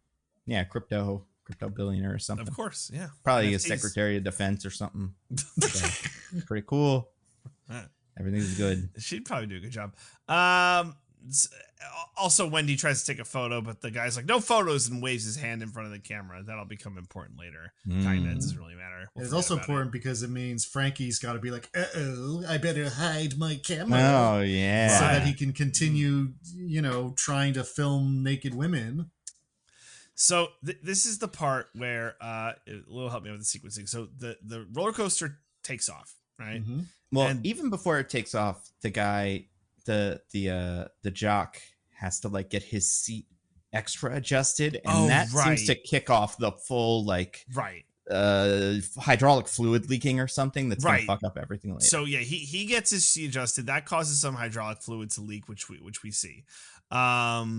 During the ride, the camera out of Frankie's pocket during a loop-de-loop falls out and wraps around the track. It doesn't fall. The girls finally get fed up with him and like knock it out of his hands. Oh, right. Yeah. It's like, right, stop because it, because he's saying his classic catchphrase when they're on the ride as they're like going up the thing. Show me your boobies. It's close. Show me your titties. But also, I just want to point out to people how impossible that would be to do. This is a full, like, this isn't like a little kind of Coney Island-y, like, these are big giant chairs. They can't turn around. He can't see their faces or anything. Like, they can't, there's nothing. This ask is impossible, frankly. So even if they were willing. Even if they wanted to, impossible to do. If they were wearing no shirts, their titties would be covered. You'd never know. Yeah, exactly. Well, so I feel like when you've progressed to the point where you're the Frankie of this situation, like I think whether or not they actually do it has become immaterial to you. That's fair. That's fair. I guess it would make more sense if he was in front of them or something. But because of the order of death and the way that the movie kind of does the thing, then like he can't have been. But that would, I feel like when they wrote that line, he was in front of them. But eventually they kind of shuffled stuff around and it didn't work anymore. Yeah. So the camera gets slapped out, wraps around the track. So I think when the roller coaster eventually goes over it, that causes like a spark that makes more hydraulic fluid leak, and then all the hydraulic fluid is leaking, which causes the harnesses to start like going up, and everyone on the thing is like, oh my god, because that would cause you to fall off and die. I can't remember if there are any initial casualties just from that, like someone just like falls out. Well, like half of the roller coaster just goes flying off and like crashes into the ground. Well, right, because the camera also fucks up one of the wheels of the roller coaster. Right. And that is what, disconnects the back half of the track from the front or something like that. And I think these people who die are the ones who are going to actually die later. Yes. Yeah. So that happens. Meanwhile, so people are falling out from that, and then the track is like disconnected also. Yeah, like there's something. This roller coaster is bad. Like this was. They don't make roller coasters like this, right? Like I feel like I've never heard of this happening. There's way more safety features than this in an actual roller coaster. Like if something breaks, like it's true that roller coasters don't have like engines or motors, they work by gravity, but like they do have brakes if something does happen, so that you aren't just careening off of the track. Well, do you remember too, there's a scene earlier, or like a shot earlier, where she's getting on the roller coaster and she sees that like two beams are just shaking and they're not connected where they're supposed to be like rivets, and it's like, what is this made of? Like say something. Cardboard? Like this is not a something's up. But it's so anyway, they all die, right? They all die. Right. I guess the funniest part, at one point it's just Wendy and Kevin, and they're like suspended, and they're like, let's swing the roller coaster by using our momentum while it's like hanging upside down at the top of the loop-de-loop, stopped precisely in the middle, so it's not leaning either way and won't roll down. Well, and this is insane because at this point, he also doesn't have his harness on anymore. She still does, and she's like holding him down. But like I don't know what he's doing with his core and his like feet to keep himself in the roller coaster at this point. It's insane. He's secretly like insanely yoked. Yeah, like there's his butt. He has like a butt muscle that he's using to clench like the seat with so much friction that he can't fall off. Also, I do want to point out the weightlifter falls off the roller coaster for like a minute. of just like clinging to the roller coaster and like flying around on it, and then they catch him, they try to bring him in. Crazy how long he stays on the roller coaster. And like I'm sure if I were him, I'd be like, I need to get back on the roller coaster. But like honestly, I think if that happened to me, I'm like, well, if I'm out of the roller coaster, I'm dead. Like there's no way I'm getting back in. And also there's no way the roller coaster's not going to explode because like everything's exploding so far. But yeah, pretty insane. And yeah, everybody dies on the roller coaster. This is more fun to watch than describe. But yes, Kevin gets cut the fucking half. Yeah. Fucking like a steel wire. A lot of that. And then Wendy realizes, oh, this was a vision. Yeah. She foresaw this. So just like at the end of that Twilight movie. That's right. Just like the end of the Twilight movie. Now, she was on the roller coaster when she saw this whole thing play out. So now she's like begging to get off this roller coaster. She is like, let me out, like freaking out. And then they're like, all right, fine, you can get off the roller coaster. This leads like that entire, like that part of the coaster to get off. But the other part that has her boyfriend on it, they're like, nah, let's go. And I guess Hot Frosty starts to chant like, let's ride anyway. The manager is like very strange. He's like, you ruined my coaster, get out of here, we'll call your parents. Like, well, the boys start a fight, like a fist fight, because one of them Lewis is so mad that he's not roller coastering at this exact second that he does some light misogyny and then fights Kevin. Yep. Yeah. So that I think is why everybody leaves. Backhands Erin, and then the girl. That's why. Because otherwise, these two aren't really involved at all, except for that. He backhands her, and then they all follow him out, because now it's a big fight. And you know what's even crazier than the fact that Wendy doesn't see her sister in this scene? It's that we don't. Yeah, that's true. Yeah, that's true. She just gets off. Maybe we do. Maybe she's like in the back, and it's like really clever. I mean, it must be, right? I haven't watched it the beginning, having known that she should be there, but I'm gonna watch it again and see if I can find it. All right, you tell me if I'm Boo Boo the Fool. Well, we don't need to watch that to let you know, right? We could just kind of. That's true. That's true. Yeah. Okay. I'm very mean. So the other coaster goes and they die. And oh no! Now hold on a second. Why? The track was disconnected, right? Well, but like, so this is the other problem I have with this intro.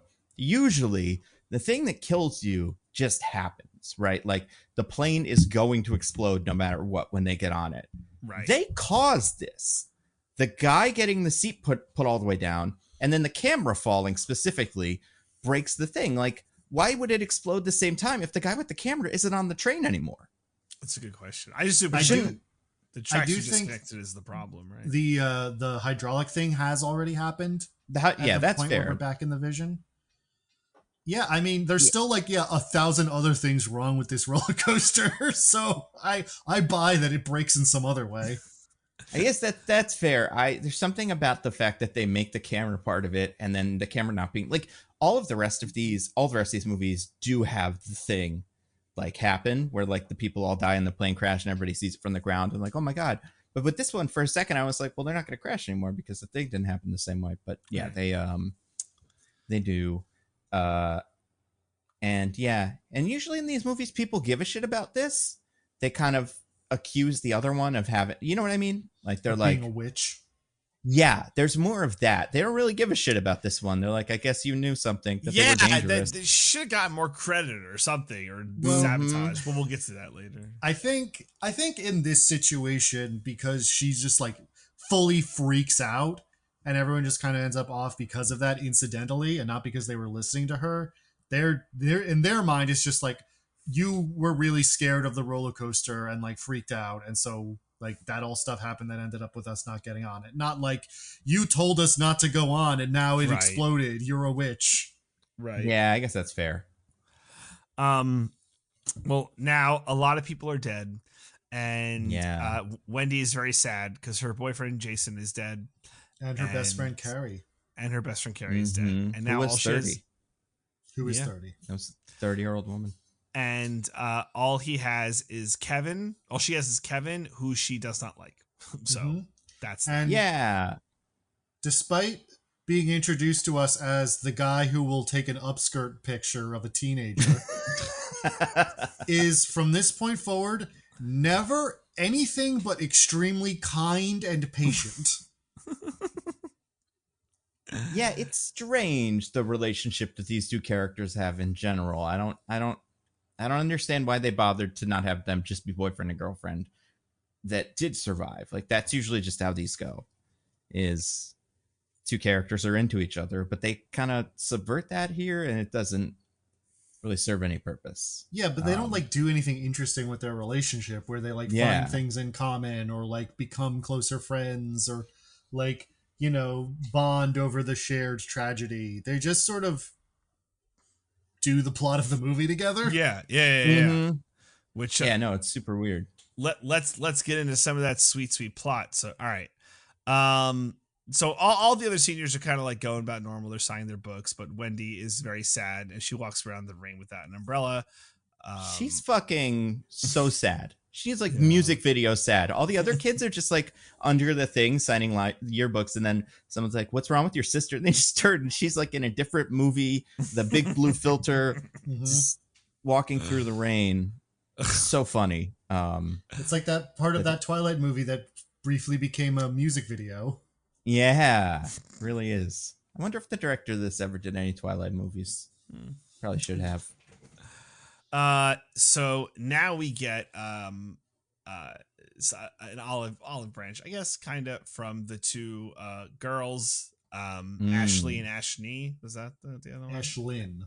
Something like that. Yeah. Whatever. And they're like, "Hey, here's my number. Call me. We'll hang out." And Wendy's like, "Go tanning with us. You know, we're trying to look good for graduation." Michelle had a good point. Like, give it to them for trying to be a girl's girl in that moment. You know, they're like trying. This is genuinely kind. They are trying to be kind. There is nothing like not genuine about this offer. But we're supposed to be kind of like, oh, well, they're stupid and dumb because they're doing girly things. Oh, they're tanning. Yeah, that's bad. That's one of the bad vices that must be punished. Vanity, I guess you would call it. So let's see if that gets punished. Pretty cool. Pretty cool. As it deserves. As it deserves. So what is like the next kickoff thing? I think she's like go right into it.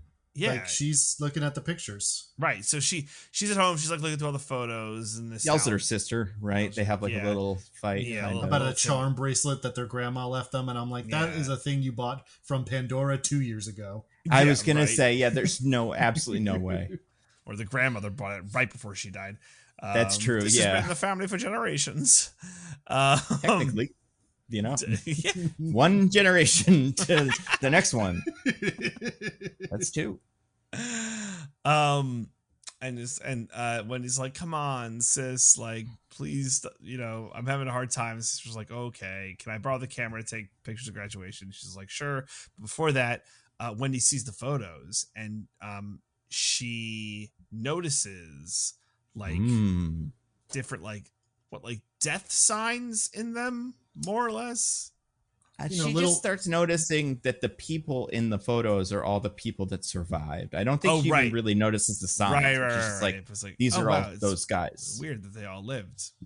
Yeah. But like, she connects something because did Kevin give the Flight 180 speech yet?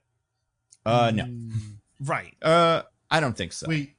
Yes, he did. He must have because right before she drives off in this first scene where she's doing the music video in the rain, he's like, "This has happened before. There were 2 other movies." Yeah, there were, and it's like, look, maybe this is what's happening to you. And Wendy's like, "How are we connected to those?" And he's like, "We're not really. They're just kind of 2 things that happened." It's like maybe they're related somehow because. I was going through the photos, like Wendy realizes this, and she's like, "Oh, I have to call the girls," right? And that's like kind of what like kicks it off. But before that, meanwhile, the girls are in the tank salon. Not worth me detailing how we get to this final destination. Again, it's much more fun to watch than describe. But how it turns out is Again, the one girl had the crime of bringing her melted slushy into the room. Secondary he said crime, no drinks. He said no drinks, Said and they no were drinks. okay, but then That's they a brought crime it. So punishable by death. well, crime one, and crime, letting it happen, being a conscious observer or whatever, also just as bad. and then crime 3, raising the heat in the room. They shouldn't have done Yes, that. they're not allowed to do that. So that was the other crime. They did all those Yeah. crimes. And the worst crime of all, doing all of this while female. Mm-hmm. And Being I would say young girls who are interested in looking hot and sexy. yep, and listening I'm to gonna say the Love Roller Coaster, Death. Roller Coaster of Yeah. Love, whatever. Death is too good for them. I was gonna say the other crime these women are committing is already being tan. Like Yeah, it's right? not that they're not tan when they start the scene; they're quite tan. Well, they do Um, reference that early on because the one's like, we're going Yeah. to do the full 20-minute whatever. And the other one's like, really? We like just did this. I thought we were just getting a touch up. Yeah, Yeah. and it's like good. I'm glad Other the crime. screenwriter That's made new them say crime. that. Yeah, Mhm. so they're indulging in pursuits of the flesh or whatever. Yeah, you the know, crime of womanly vanity for which they shall Mm-hmm. be punished summarily. sun tanning, very bad. We you see know, their no one should do boobs. that. Yeah. Yeah, there is a lot of boobs Yeah. in this scene. I mean, actually, I do have a Oh, good. carnival lever here, for which is, I think the general attitude of this scene, I think can be summed up in this one sentence I have here. Women are stupid except for their titties. How dare you? Diggins, I disagree with that. I think everything's cool and all of women is great. Yeah, all women's great. You got the titties, The whole part of the woman. you got all the of them, eyes, yep. the hair, Mhm. left shoulder, Well, we know DJ Oh, hates the lips. very important. and Yep, feet. done like those. Feet, yep. Chin. Oh, solar plexus near the titties, That's true. and right elbow. I think that's everything. I think that's the Yeah. entire woman. And that's a good point. Yeah. Uh Femur might but- be in there too. I'm not sure. they do they do do the tanning, and it gets a little dangerous, Mhm. you know, because I of the just wanna- water they brought in. I think we mentioned this already, but it is important to note that in the next scene after this, where we see their titties, a character goes out of his way to specify that they were under 18 at the time. Man, Not about that. why could they be I mean, 18? Just make I- them 18. Whatever. Jesus fucking Christ. They're 18. I know they're Let's go to 30-year-olds in real life. You know, I know it's not like actually illegal, but the kayfabe like, shouldn't yeah, in the Yeah, fiction of the yeah. movie, especially because I had assumed like, oh well, they're graduating high school, they're 18, right? like Yeah. that makes sense. And then the next scene, a character specifically like they weren't even 18 yet. And I'm like, Mhm. cool. I'm glad we just looked at two 17-year-olds in fiction titties. Fiction. Uh, Also, I want one thing that's important. So, and there's a lot going on with this scene that I think is funny in terms of like the way the Rube Goldberg machine of this happens. And sometimes with these, they need to kind of explain to us how these are going to happen because they have to set this all up. And it's like, you know, sometimes it's something that's really straightforward, like there will be later. But like this one, there's a thing that says, don't put the thing over 75 degrees, otherwise it will melt your drink. And then they put the drink down and then it starts melting. And that trips on another thing that says VAC 3 or 230. And then there's a little sticker right under it that's like, this device never should be over 250 VAC. It's like, oh, good. Now I know. That's not, it's getting close to 250. That sticker said that's not good. I think that's really funny. How water getting on electronics works, right? They just slowly use more voltage. That's right. Worse and worse. Yeah. This scene, it's very silly too because how we get the lead up to the death because they're in the tanning bed, like they don't know that they're doomed, but we as the audience know that. Like besides them knowing it's Final Destination, it's like we're seeing everything lead up to it in a very obvious way where the future ones are somewhat less obvious. But like, right, there's the wood that traps it shut, and right, all the numbers are going up, which in this case, up goes bad. Number go up bad. To be clear about what number going up bad. To be clear about what the wood that keeps it shut that DJ's talking about. So they'll like the air conditioner knocks over like a tree or something that hits a shelf that then like goes flying up into the air and lands exactly between the two tanning beds in the handles that you use to lift them up, so that it becomes perfectly stuck and you can't open either tanning bed. And that really is like the beauty of this scene and these movies, is how convoluted some of this gets. They had to formulate this like, okay, well, they're in the tanning bed. How does both tanning beds stay shut so they can't save each other?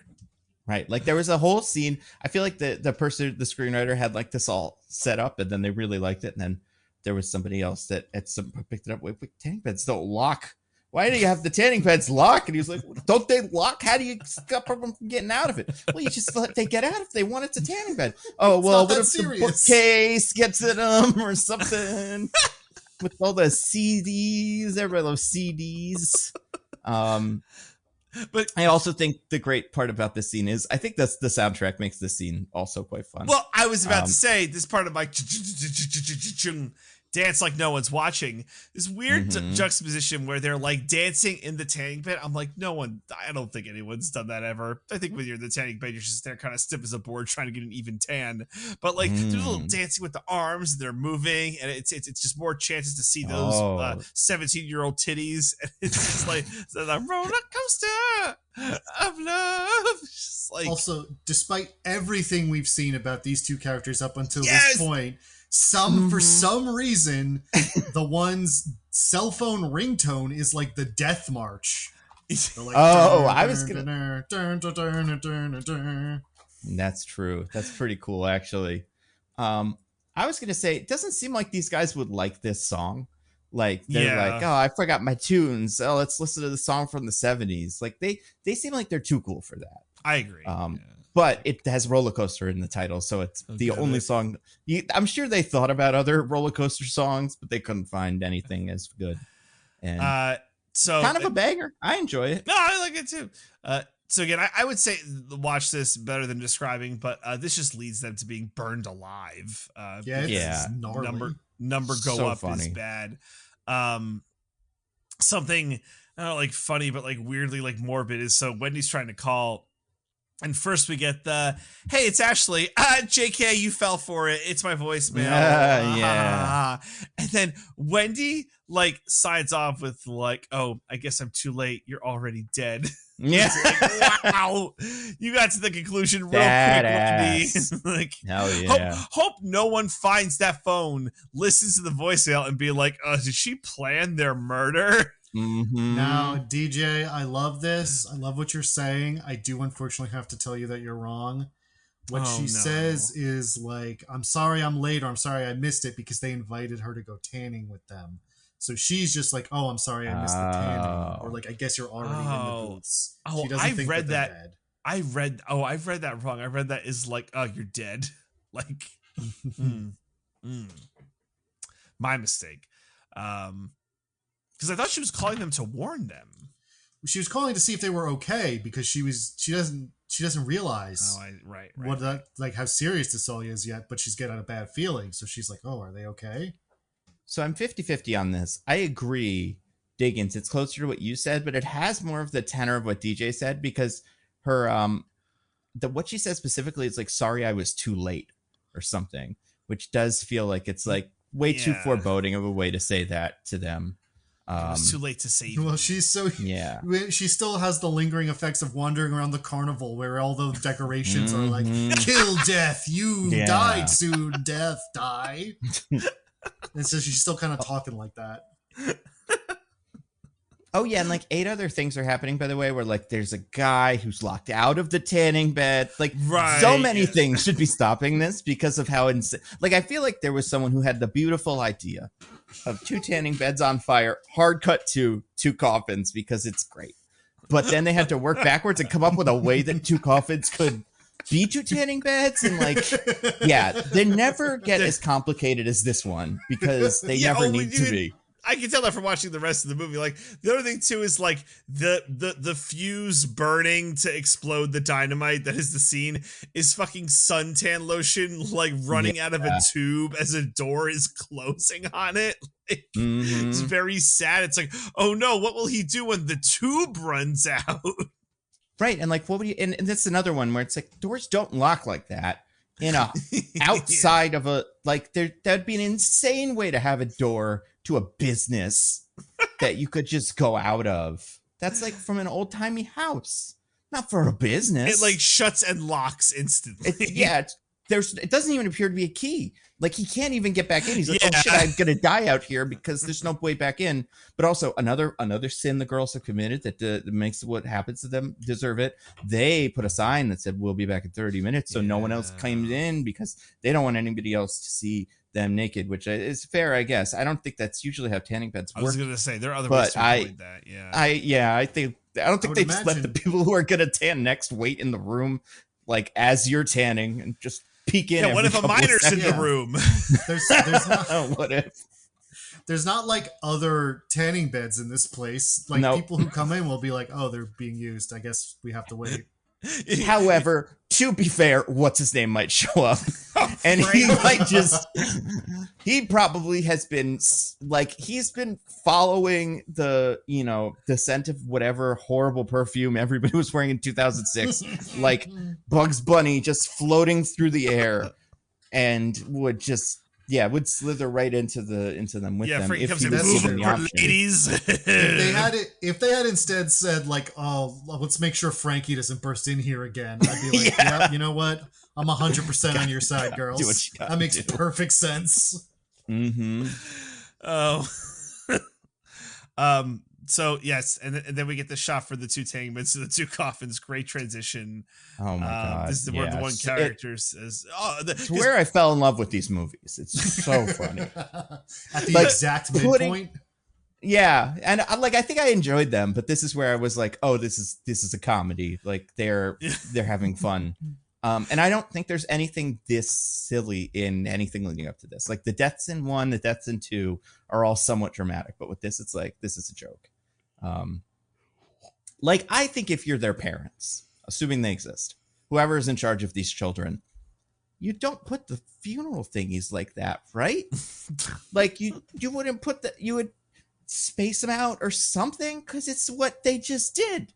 Like, well, also, like I don't think they're related. That's true. Yeah, they're funerals just friends together in any way. Well, at this town, they're just doing too many funerals. Like you're not scheduling 2 more funerals. Get out of here. Also, this pastor is clearly depressed because his whole sermon is focused on death. It's like, death is random. Death cannot be decided. Death is fair and equal. In fact, death is a cool guy. I had beers with him last week, and I'm like, wow, Death, what a cool guy you are. And like the guy, the other character we haven't really talked about too much, we'll try to kind of argue with this point, which I think his argument, while insane, is funny. But the more fair argument is like, yeah, that's usually pretty random, but not like this random, right? Like, just we're acknowledging that what happened here is insane. They got locked. Who did this? Someone murdered them, clearly. Yes. Someone snuck in and then put the thing there, lit them on fire. Why would we assume this was a random occurrence? How would you even explain it? Someone like the cops, like, I think what probably happened was when the air conditioner went on, that knocked over the plant, and that knocked over the CD rack, which one of them was holding a little hard earlier, so that loosened it.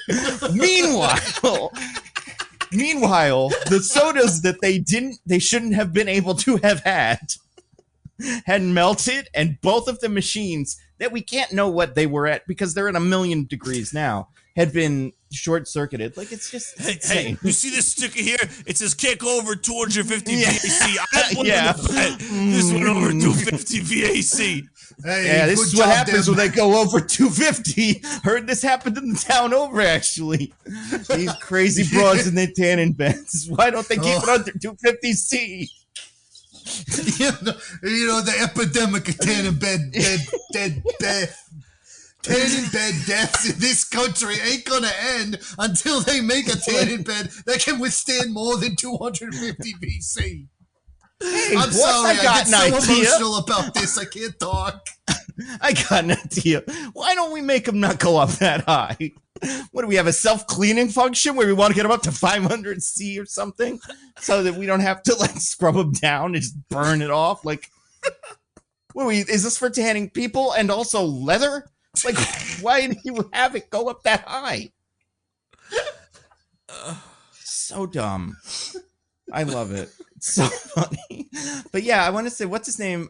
What is this character's name, by the way? The black hair kid who? I cannot remember. Yeah, there's one of these in all these. I had him as usually. emo guy. Yeah. I want to say Ian, but I'm double checking. I can be convinced this actor's also 100. Oh, McKinley, because he has the same name of the school. Right, Ian McKinley. That's right. Ian McKinley, yeah. So McKinley. He goes on this little screed. Well, when the guy's like, death is random, death is... Do you guys remember what he says? How he kind of comes back? His clap back? Not... it's pretty good. Well, he goes like, death is fair to an old, is too young. And he's like, what the fuck you talking about? Because Osama bin Laden's still alive. Yeah. Girls aren't. So... Osama bin Laden's still alive. Dick Cheney's still alive. He throws vice presidents in there too, which I think is quite cool and the rad. vice president at the time. Yeah. Well, he doesn't say Dick Cheney. He just says vice presidents. Oh, vice president because they were worried about being too political. That's fair. Yeah. And vice presidents, all of them. You know, this is crazy. Al Gore probably was shaken when he saw the seed, and then someone had to be like, no, and then I get it. But also, Joe Biden. The first one of these is insane because it is a movie about a plane that exploded. It came out right before 9/11, and that part of it's really fun. How it's just like it's a really crazy movie to watch when you think about the fact that like, oh right, this is what planes used to be like. You just go in and out, like come and go as you please. Yep. But yes, have a beer in the cockpit. I did have a moment in this upcoming scene where Wendy is trying to convince Kevin that it's all real. Where she's like going through all the things like Abraham Lincoln's photograph has this crack where he got shot. And the next one is a plane on a building. And I was like, is your next example 9/11? It is. And it is. Well, no, it is. Isn't that the Final Destination plane she's talking about? Oh, no, those are the Twin Towers for sure. Towers. Yeah. It's 9/11. It makes no sense because, there's a shadow of the plane on 9/11 on the building it crashed into right before it crashed into it, I guess. Like, what does this prove? It's not a cloud. Like, it's a shadow from a nearby plane. Actually, it was a perfectly plane-shaped cloud. Apparently, yeah. It's like a goose that got into plane shape and then jumped right in front of the camera. Because, do you want to explain this bit, DJ? I think we kind of already have, but yeah. So Wendy feels that she's cracked the code. She's like, look, these photos that I took are predicting the deaths, and there's precedent for this before. I was gonna say, because what did the photo of the girls look like? Palm tree, right? And it was all like kind of washed out from being kind of extra light or whatever. Because she's not good at taking pictures. No, most of her pictures are like washed out or blurry or don't really frame the guy the way you want. Which is really convenient for clues about random. It is. Yeah. If she had been better at taking pictures, maybe they would have all lived. You know? Yeah. Very possible. Instead, everybody's out of focus. They burn to death, and then this is right. So that predicted that, and it's like, look, right to Diggins' point, there's precedent for this: Abraham Lincoln, and then 9/11. And then two 9/11. Great examples. The two worst things to ever happen to America. And also, like Abraham Lincoln, a guy shot him. 9/11, a guy did it. This isn't a Hindenburg or something, like there are historical events that you could kind of, sync up with Final Destination, but like, you don't think there's a guy chasing you around, right? But I guess maybe. Well, no, the guy is death and he is real and he's here. He's and back, he, like, he wants you. And he told John Wilkes Booth, like, get him right over the head because I did a fun thing with the picture. it won't really make, nobody will know about it until the mid 2000s. It's actually like they only recently unclassified these documents. It turns out Abraham Lincoln was in a Final Destination scenario in 1852. I would die.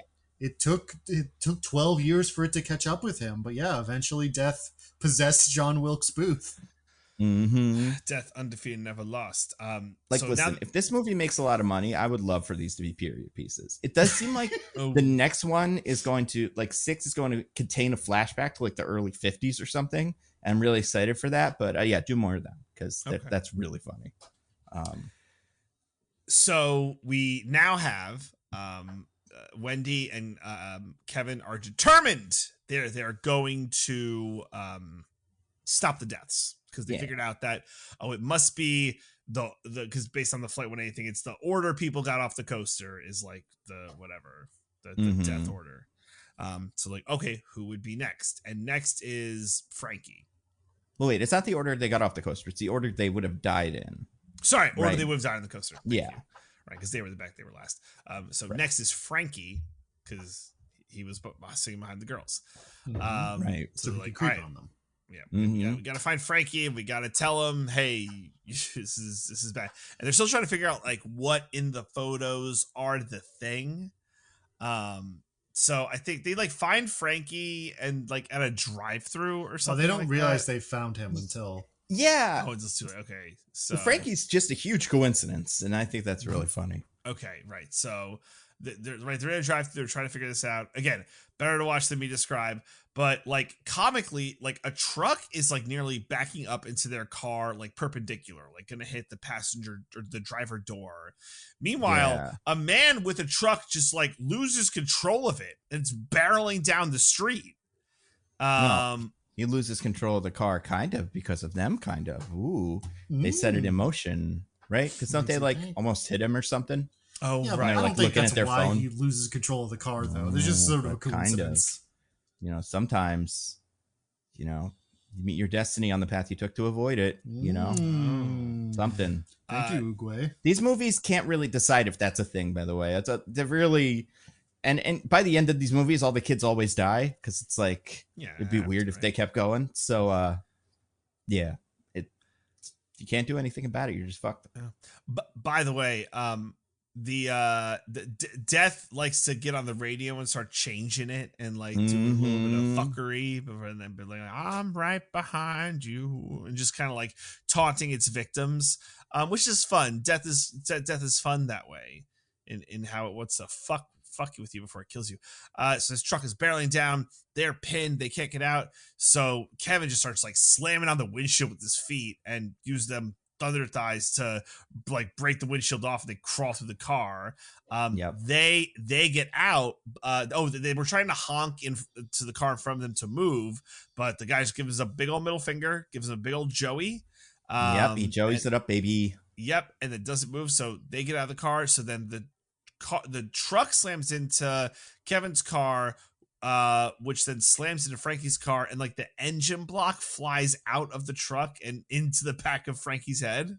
Yep, it's really good. And then we learned that the picture with Frankie in it was actually the upskirt picture from before, where his head was near a fan. They were looking at the wrong picture. Wow, so it was like, it could be any photo. Yeah. Oh, real quick, by the way, clunk, clunk, clunk, clunk, clunk, clunk, clunk. SpongeBob's for everybody. I don't think it's just for kids. It gets really called out here. At one point, they're like, "Oh, what's going to kill him?" Because his picture is doing one of those stupid carnival games you can't win, and he's near the prizes. And they say, "Oh, what's he going to get killed by a giant SpongeBob?" First of all, if that's what we're doing, put a SpongeBob in the picture because they don't do that. They're little bears. I was so confused by this line, but then he's like, "Oh, maybe water will get him." SpongeBob lives in the ocean. Mary Elizabeth Winstead says, "I'm so embarrassed that you know that." That's basic SpongeBob. SpongeBob at this point in history, very popular. Also, Mary Elizabeth Winstead, Wendy, I should say, you were of an age that you were a prime SpongeBob audience watcher. So don't pretend like you like didn't watch it, right? And like also, you were 8 when it came out or whatever. I don't remember when it came out, but that is such like a basic SpongeBob thing. Like if you just told me the premise of the show, I'd be like, "Oh, I guess he goes underwater. He's a sea sponge."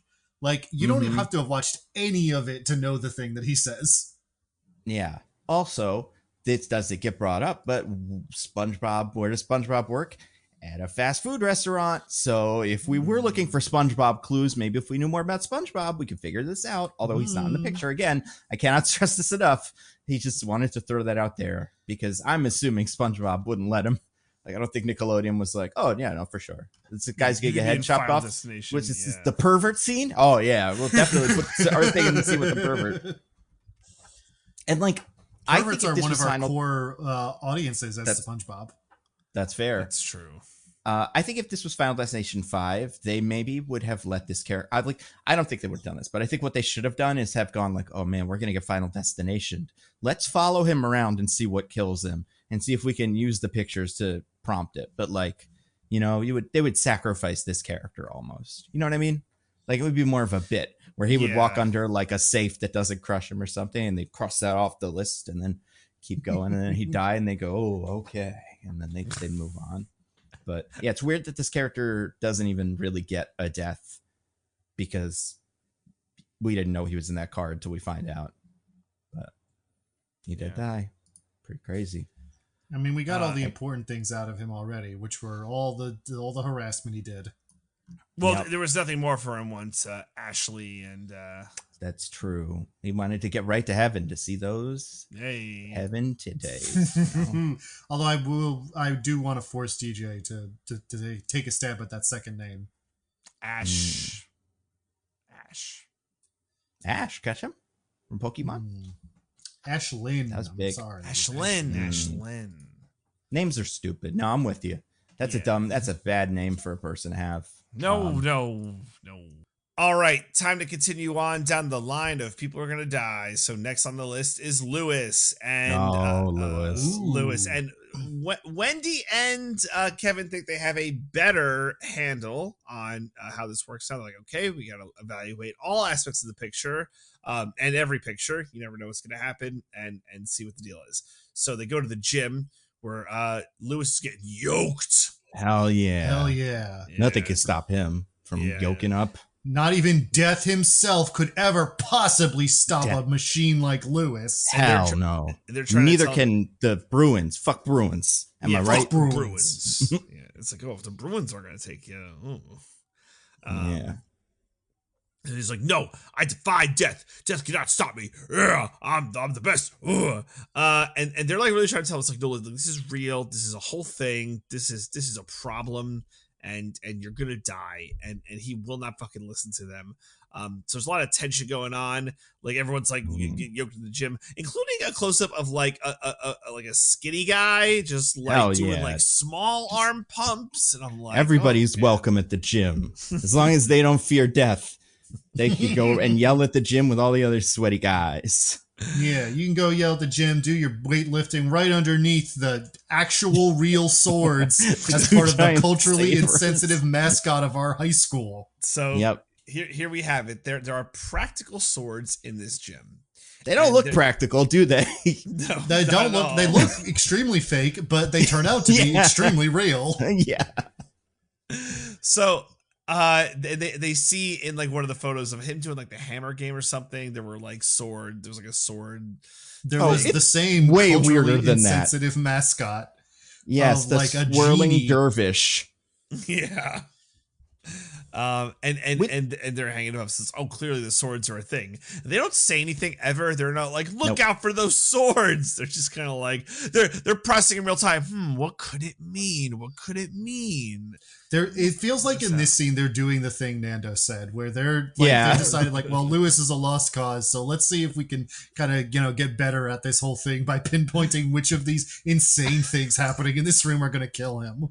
Yeah, like I feel like what would you be in that room for like half a second before you'd see the thing? Oh, the swords, right? Yeah, right. Yeah. Oh yeah, no, they're in the middle of the picture. There's no reason they're there. There's also the other thing that's in the picture is a bear, the big teddy bear. Sure. So, but like the swords are the swords.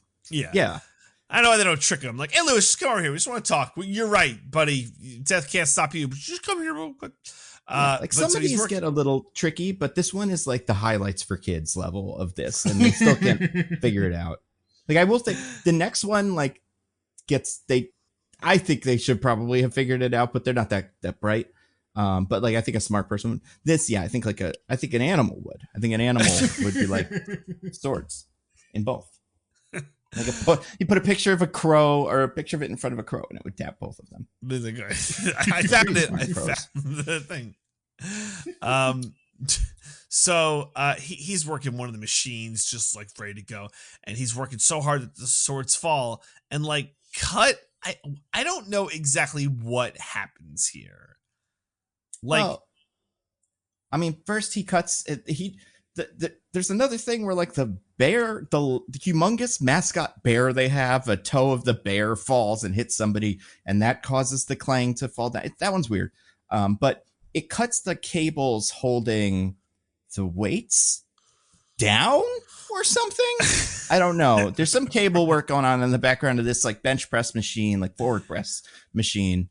That I guess it's connected to the weights and is stopping them from smushing your head. Smushing your head. So that's what's insane about this. To be clear, not the weights that you're lifting. There are other weights that are just sort of like on a hinge for no reason directly above your head when you use the machine. And these little wires stop them from, like falling down and smushing your head. Mm-hmm. But because they're cut, when he does his next rep, his head just gets smushed by the weights.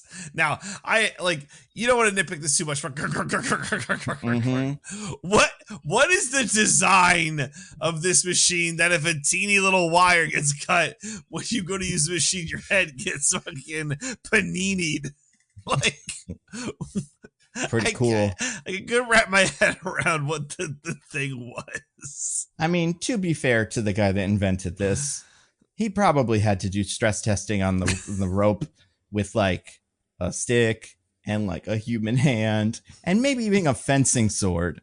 But I feel like he didn't ask anybody to bring in their 2 sabers from like Aladdin to go, like this is so out of the. But you would never. Even if that fails, the answer shouldn't be that like, when you go to do a rep, you're going to get just like, fucking peanut butter and jelly to your head. Like, yeah, it also helps that the hinges are built in such a way that the weights won't fall until the exact moment they're over your head. Yeah. Like, it's insane. I will say, for me, it was the most out of nowhere death. I went to Michelle, I'm like, I didn't see that one coming though. They got me on that one. They got me. I mean, I knew obviously he was going to then immediately die to something else, but I'll admit I didn't see the unnecessary weights smushing his head coming. Yeah, it's pretty good though. So, and also I should mention, every time this happens, the cops interview them and they have to leave the police station. And at no point are the cops like, oh man, are these guys like setting up elaborate murders? Like we should figure this out. I feel like at the third time you pick up the same 2 people at the site of a highly suspicious death. Even a fucking pig can start putting a couple dots together. And in some of the other movies they do, especially when it's like the plane crash, it's like you have to get interviewed by like the FBI and they're like, how'd you know the plane was going to crash? And that's why another reason I don't think the roller coaster works is because there's no follow-up interview, because like, why would there be? You just got off a roller coaster. Because everyone they're always dangerous. Amusement park rides are death traps. Yeah. Especially roller coasters that were probably built that afternoon. But yeah, where do they go next? On to the next. So next we have the pair, the emo kid and girl, right? Ian and Erin. Ian. Mm-hmm. Yeah. I'm gonna go McKinley. They keep calling McKinley. McKinley, very important. And this guy, he's like, fuck you. There's no fucking way. Where does he say this, DJ? Oh, right.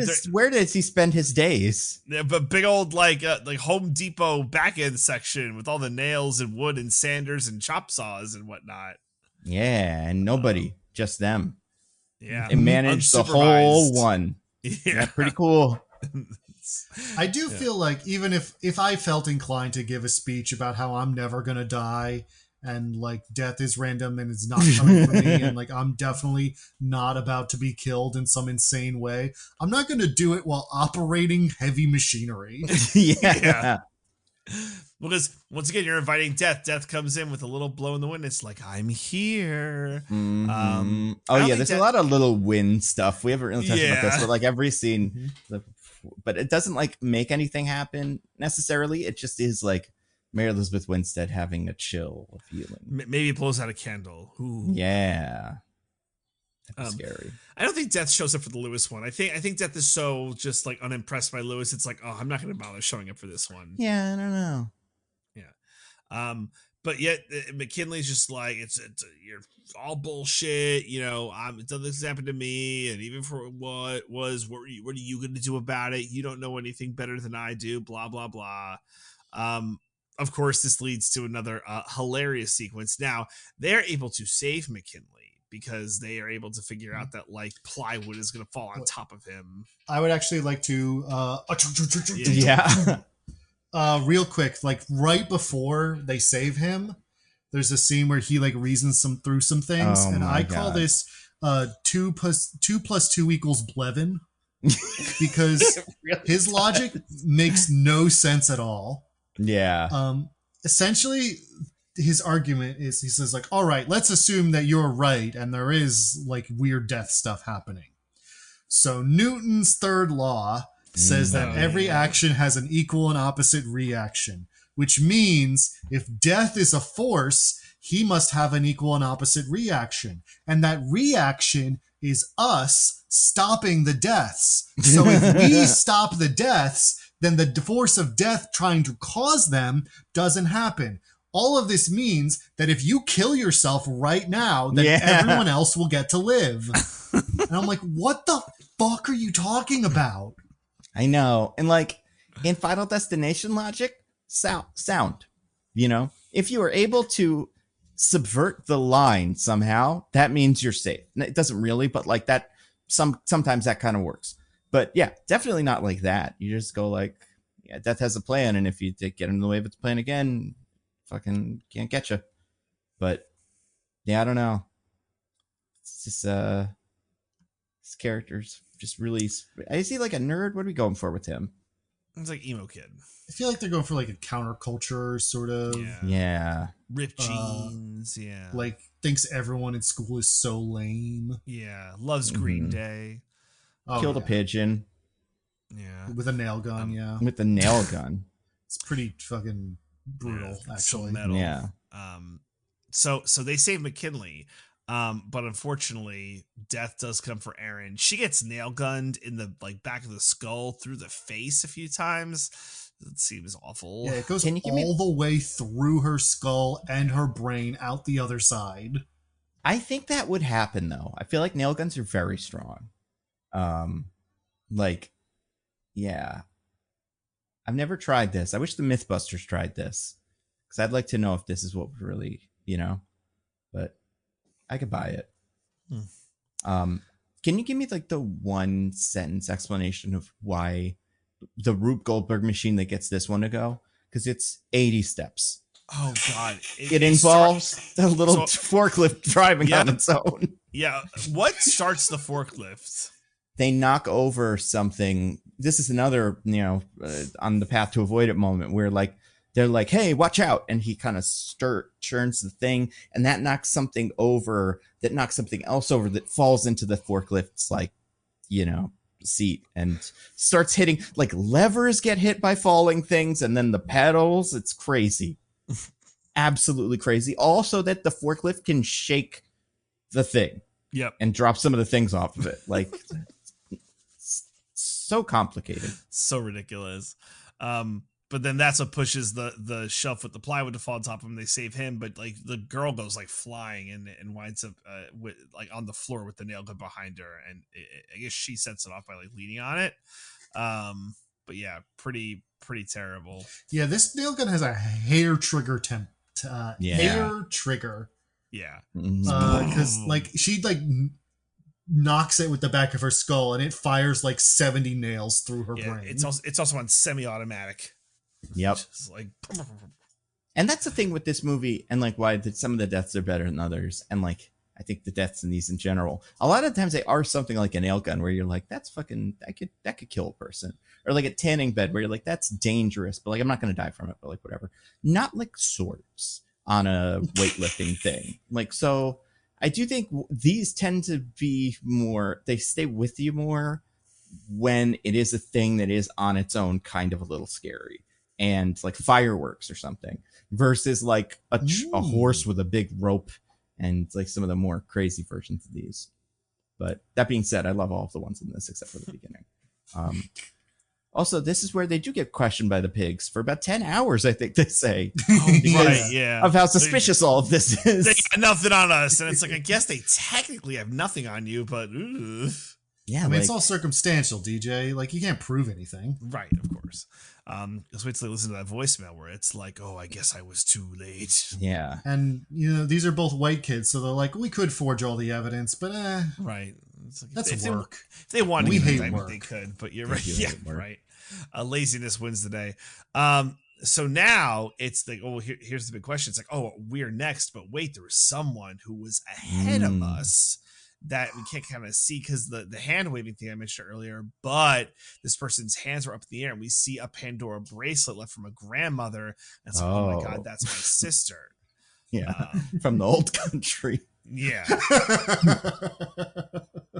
So when she notices this is her sister, where is the boy? What's he doing at this very moment? Because this is a phone call, I think. Is he at the fair yet? Or yeah, he's just at the death fair. And she's like, you're probably gonna get killed by something at the fair. He looks at like 8 things. And he's like, oh yeah, one of these. Okay. Yeah. Oh, probably. I will say this is my favorite line in the movie where he's looking at the 8 things that could kill him. Because his picture is like overexposed or like has a big flash on it. So she's like, something like a big flash is going to kill you. So he looks at fireworks and like fire. And then he goes to, sees like a Ben Franklin reenactor with a kite on a key on a kite. And is like, now we just need to hope the lightning hits it. And he's like, oh, yeah, fuck you, Ben Franklin. Yeah. By the way, this is a celebration of a tricentennial. We haven't had that. But that's what the celebration is. I know. I'm saying of what? I guess the founding of the town. That's what he says, but like that doesn't make any sense for like why Ben Franklin and Paul Revere are there because it would have been 1705, but yet they have like the founding fathers who came like 50, 60, 70 years later. Listen, DJ. Originally, they tried to do the historically accurate version of this with John Fallington or whoever the fuck. But the kids don't come out and pay top dollar for fireworks money and for horse tricks and stuff if they don't see Ben Franklin, James Madison, all those other first president guys in the Everett from Hamilton. If they're not seeing those guys with their little hats, why even bother? It doesn't matter. Okay. Yeah. So that was a crank of the lever. So sorry. Retroactively. I thought that was stupid. But then Wendy's like, all right, we got to solve this problem. This is, I don't know if it's one of the craziest Rube Goldbergs because there's competing deaths going on. It's like, oh, how is the sister going to die versus how is Kevin going to die? What was the sister's photo? It was like some kind of, was it more blurry shit? I can't She's doing remember. the middle finger. The middle finger. Yeah, flipping the double birds and the carousels in the background. Mm-hmm. Yeah. And so the sister's trying to warn her. It's like, hey, come on, like something's gonna happen. Of course, sisters, her signature move of the double birds, and it's, oh no, there's a horse on the loose because a horse is like scared of the fireworks and it's just on a fucking rampage. They brought a horse that is unused to the sound of fireworks to the fireworks show. Yep. I mean, listen, horses are very nervous and skittish animals, but presumably this is a trained horse that you bring to fireworks shows because it either is deaf or can take them. Yeah, this isn't like first pancake horse. That's true. Like, this isn't, oh, we just found a horse. I mean, they do pony rides sometimes here. So the horse is running, and then fucking the sister gets like a rope wrapped around her neck, tied to the horse. The horse has like a, what do you call that? Like a python. Like hammered, a stake hammered into the ground that its tack was tied to.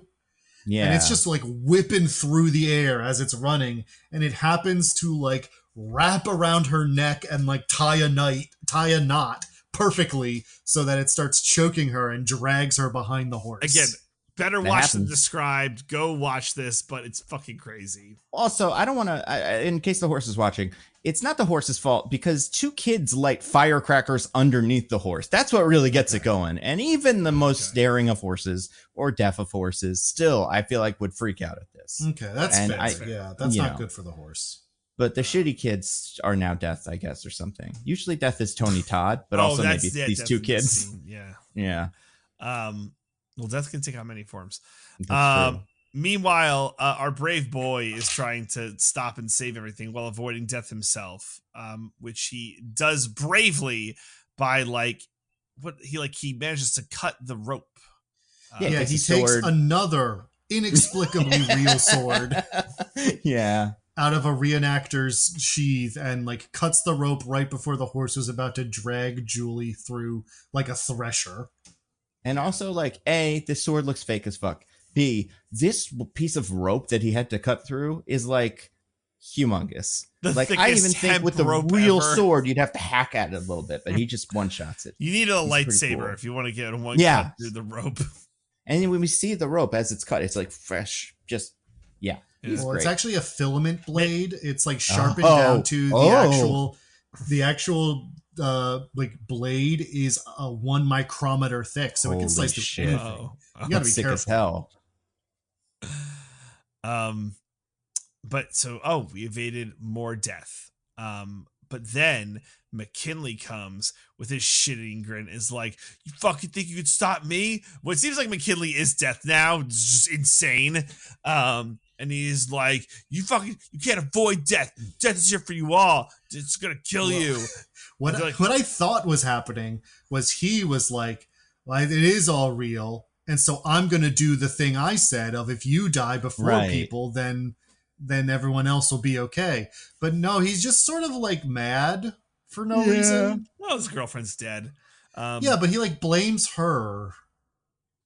Well, and Wendy, the tension is high because in her photo, she was wearing a McKinley shirt of their school. So her theory is oh my God, McKinley has to get away from me because McKinley is going to kill me. So they're just go away, McKinley. Right. Get out of here, McKinley. Yeah. And he's like, no, I won't. Also, a girl gets impaled by a flag. I don't want to not mention that, but it does happen. Right. It doesn't matter at all. Julie's 2 friends are standing near her, and they're like, one of your friends was on the roller coaster too, right? They're also in danger. And then the horse sends a flag pole hurtling through the air and impales this one girl. It's I wonder who.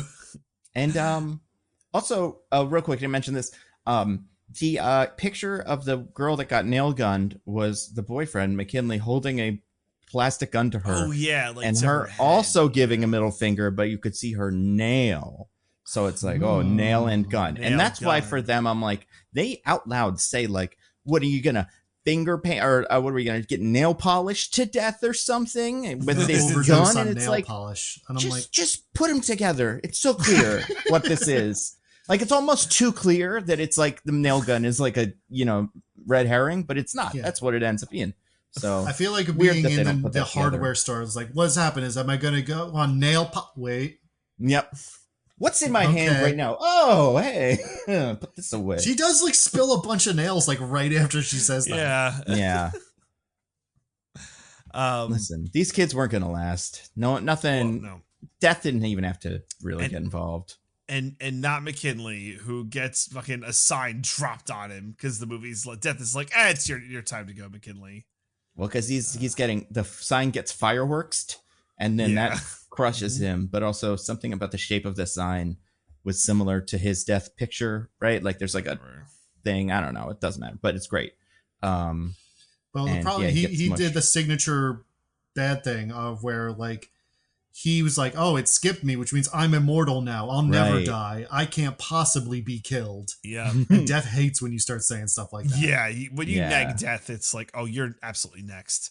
And that's it. Death has been avoided until 5 months later. Wendy is on the New York subway with her sister. I presume New York subway. You would have to, except it's not. I want to say like Right. the thing that the map that she's is standing in front of has like 3 subways on it. Yeah, it's somewhere else. All right. Well, Well, they're on Chicago, maybe. Sure. Let's say they're on the Chicago subway. Yeah, does Boston have a subway? I feel like that's kind of where they are, right? Yeah. Like, or maybe. you know.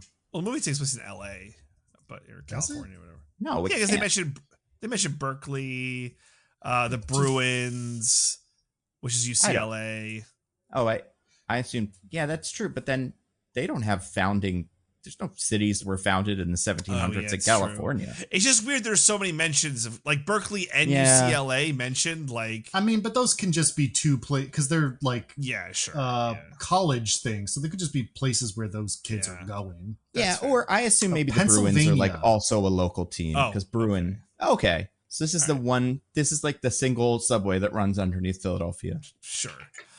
People die on that a lot, probably not the same way as this. I'm willing to bet. Wouldn't be surprised. Wendy's a little nervous, but the sister's like, "Don't worry, it's fine. We're good." Plus, the whole thing with like Kevin, the order, so it'd have to be us before you, so don't worry about it. And she's like, "Oh, sorry. Before that, Wendy's on the subway with her 2 friends. She's gonna get off the subway because she has a bad feeling, and they're like, "Why are we getting off the subway? We have to walk really far. That's stupid." But then her sister comes onto the subway, so she stays on the subway. Mm-hmm. Classic Final Destination mistake. And also, like, bunch of Bruins fans just displaying appalling subway etiquette, not letting people out before they start piling in. Yeah. Which that is definitely true of Philadelphia and many similar areas. Really everywhere in America, I feel like. I've seen pictures of Japan. It looks so nice. They all wait, and they like, but no, it's this cool, fun little game where we all try to get into the subway first because then New Yorkers can be a little aggressive. They're nowhere near as bad as the people in this movie. They don't wall to wall block the exit the whole time. That's true. That's fair. I've seen a lot more of it recently than I used to. It's because I don't want to get Final Destination. So right, yeah.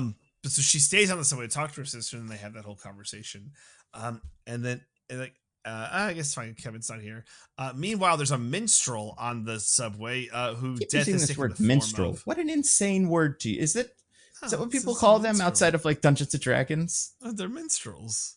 Minstrel? They call them buskers usually. Troubadour. Yeah, there's a couple. Minstrel would suggest that this guy is like a bard or something. I feel like it's but he's got a guitar, so he's like, busker's a good one. I mean, if this came out today, he would be doing Showtime or something and like doing backflips on the bars. I'm going with minstrel. He'd be doing tricks in a hat. He like throws it in the air and lands it on his head. So Death has taken the form of this subway guitar player, and it's saying the "I'm Behind You" song, and Wendy's getting the bad vibes, but it's okay because Kevin would have to die first for something to happen. But then, to whom do our wandering eye appears? Oh no, it's Kevin. Oh no, we're on Final Destination subway. So the subway goes off the rails and it crashes and everyone's flying around and Kevin's face is up against the glass, and that's like the overexposed part as he like gets burned by the electricity, and the sister flies out and she's dead. She's probably getting middle DJ, fingers. why does the train go explodey? What happens to the train? Because this is chocolate bar, rat, switchboard thing. Right. Rat eats the chocolate bar that they dropped, and it's like, oh, when the guy puts the chocolate bar on the, because he drops it on the floor of the regular subway station, the camera lingers on enough that I was so curious. How is this gonna be the thing? Like, is this shoe's gonna drop? Just rat. So they all die except for Mary Elizabeth Winstead. Somehow lives getting flown from the subway, but she's on the track, and somehow another subway is coming and her leg is caught and she's dead. But wait, this was a vision. Maybe there's time. Oh no, she's already on the subway with all of them. Death is so cruel, it gave her the Final Destination vision too late to do anything. Unless well, we don't, we cut to black before anything happens. Maybe they did get out. No, she's dead. I mean, she's like, pull the emergency, try something, but and it's like, no. Pretty sure we hear the thing crash in in the credits or like it goes to black. But also, I mean, that's the thing in these movies. You can't get away. I think one movie, maybe two, a character survives, but for the most part, the kids are all wiped out at the end of the movie for that reason. Just because. Do you think in this new Bloodlines movie that will be the case? Yeah, well, no, I think in this one they're gonna find people that did survive, and it's like, oh, this one survives, and then this guy beget this one, beget this one, beget this one, and then it's you. I see. You're in the bloodline. But yeah, I think I saw the people from 2 say that they're not in Bloodlines, which is weird. Because then what's the point? But the point is, fuck it, cut their heads off. That's what we love to do. We love it. We love it so much. Yeah. Well, that was Final Destination 3. Wow. Check it out. It's a good movie. Pretty cool. Wow. It's yeah. I would say for people that are like curious, yeah, watch this one and then just go straight to 4 and 5. You could skip 1 and 2. They're fine. All right. And like there are some fun kills in there. 1 also has the only other star I want to say that's ever been in one of these. Sean William Scott. He's not the main character, but he is around.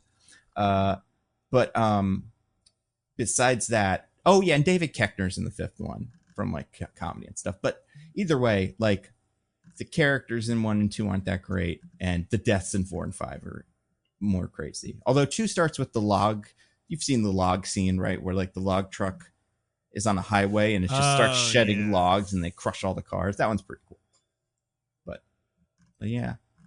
And this is also right before they try to do 3D, which doesn't work. Oh, no. Yeah, they couldn't get it together in time for the 3rd one? No, they didn't. They were probably so close too. But yeah, 4 is the one that leans way too hard into 3D, but you can tell in 5 they're still doing it, and you're like, this doesn't work.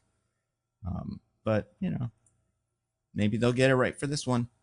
Probably not. I imagine it's not in 3D. Although did you see the promos for the 4DX chairs? I did not. They've been doing a lot of good promo for this movie, including fake promos for the 4DX chairs where they shake you and then you die. Okay. I'll put it in the thing. But yeah, so hopefully don't get in those. Although it seemed like pretty cool, so maybe it's worth it. So you guys, incredible. Incredible. But until then, do you have anything to recommend to the fine people? You want to get to our classic segment? I would love to. I would love to as well. All right. DJ, what do you have to recommend? Also, I put the little video in the chat. You don't have to listen to it, but you can see this is what the chair does to you. Pretty insane. All right. Well, I thankfully have some things to recommend this week, boys, because I was on a plane. The perfect time to watch movies. Sorry, I watched this video. It's hilarious, Dando. This thing is great. That's what happens every time. Oh, yeah, and Tony Todd's in this new one, even though he died like 3 years ago or something. Because he's in most of them. I don't think he shows up in this one, right? I was going to ask this. No, but his voice is the devil. That makes sense. Because I've seen it. Yeah, I saw him listed in it. And for people that don't know, Tony Todd is the Candyman and stuff. But yeah, he's in all of these as like some sort of, maybe he's actually the Grim Reaper, but you never know. He doesn't actually do anything. But anyway, so on the plane. All right. Okay. So I watched 2 movies. One, both about AI dystopias. So you watch documentaries? Right. One that I desperately want to do for the podcast. I watch Afraid. It's so silly. It's so dumb. I don't even want to talk about it more, but like it's got an ending. I'll say that it has an ending. So I'm on board. Is that the one where the AI is the house? The AI is the house, and I gotta say, you're watching some of this, and you're like, but this AI character, maybe it got some good points. So maybe not the villain we think after all. Maybe we're the villains. Maybe we're the problem. We are the problem. I mean, listen. You watch the news these days. We are the problem. Yeah. The nice thing about it, tight 90. So huge fan of that. And like it's a Blumhouse movie. It's a Blumhouse movie. It's very silly. I think it'd be a good one for the pod, but we'll leave that there. The other AI dystopia movie that I watched, which not part of the pod, but very good, I would recommend. I don't know, Diggins, if you wrecked this movie, but Companion. Both Nando and I have wrecked this We movie. did both wreck this one. Jesus Christ. Love Companion. We've mentioned Companion. We mentioned Companion in last week's pod. We mentioned Companion off mic because we both really enjoyed that movie. Last week that I wasn't on. No, when you weren't on, and you haven't listened to that part yet because it's late. I didn't get that far. I can't remember. What did we do last week? Oh, right. Simple favor. Oh, right. Yeah, when we were talking about the guy who's like, don't worry, sir, everything will be fine. And then he leaves the house. He's like, he's so fucked. Yeah, that guy. We love him. Okay. Well, it's really good. So my bad, because I didn't feel that Diggins did. But by the way, it's a really good movie, right? Love Jack Quaid. Sophie Thatcher's great. And it's scary because I'm like, oh no, what if my son is Jack Quaid in fucking 20 years, just like having sex with AI robots? For you, the horror was like, what if I raised my son to be a dipshit? Oh, I thought your horror was, what if I'm Randy Quaid or Kevin Quaid or whichever Quaid had Jack Quaid?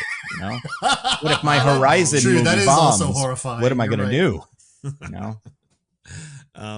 It's not about raising a dipshit, Diggins. It's about this world. How does one even, look, if you get the AI sex bot, what do you got to worry about? Yeah, but if you're Gizmo with the AI sex bot, then it's like, you're actually not that bad a guy. That's true. Right. It's true. DJ doesn't know who Gizmo is. As we know, he has no idea who Matt Berry is, and from that, he would have never seen who we're talking about, though, Harvey Guillen. Talking about Harvey Guillen. The Blue Beetle scientist.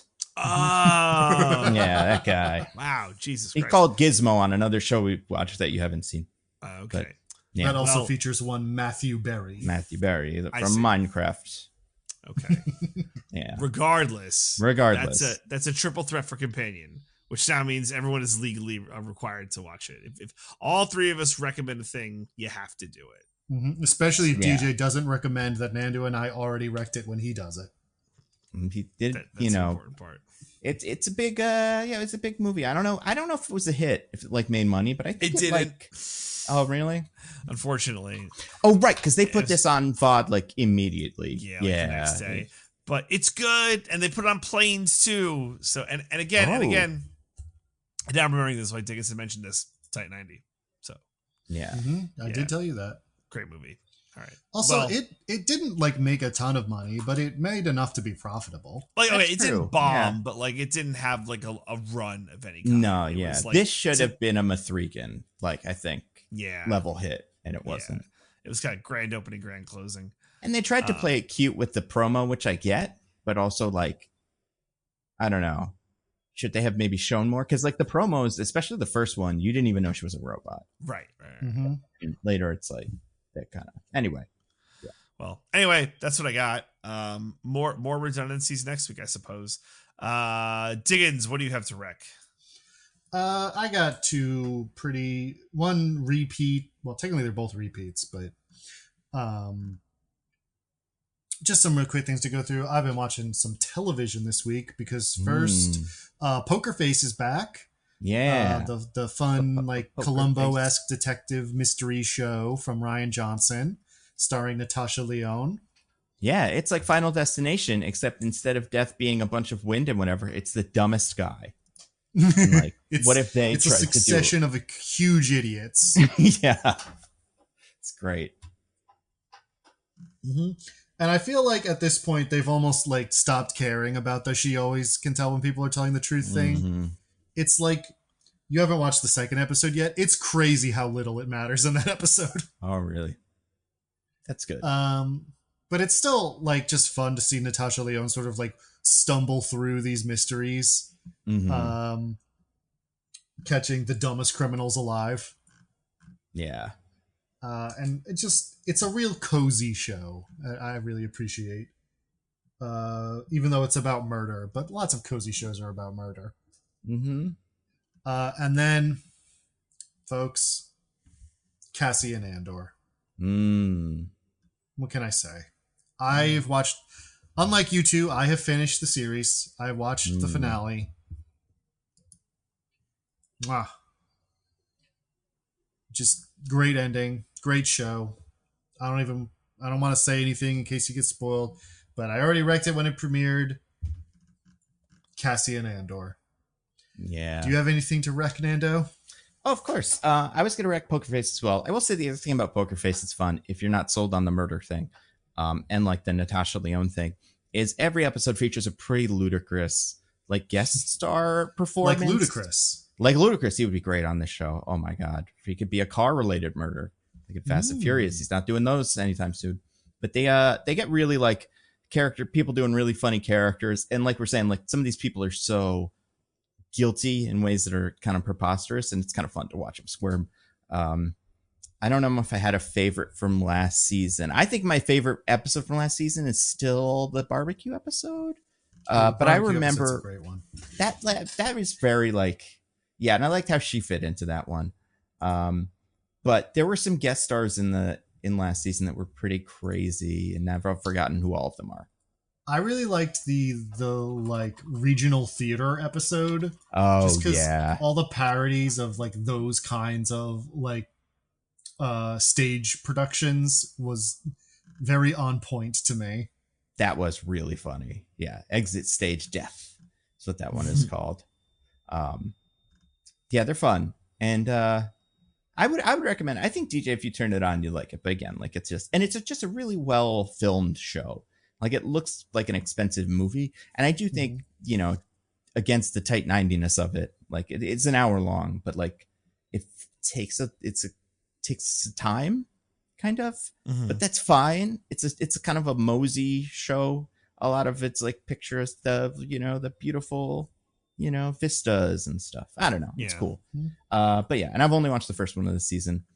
Yeah, it's also kind of a road trip show because the premise is she's sort of just wandering across America.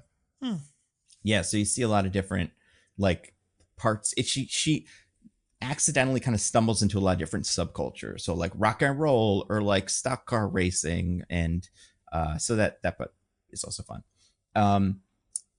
Also Andor, like I said, not finished. Episode 8, and then I'm gonna finish it eventually.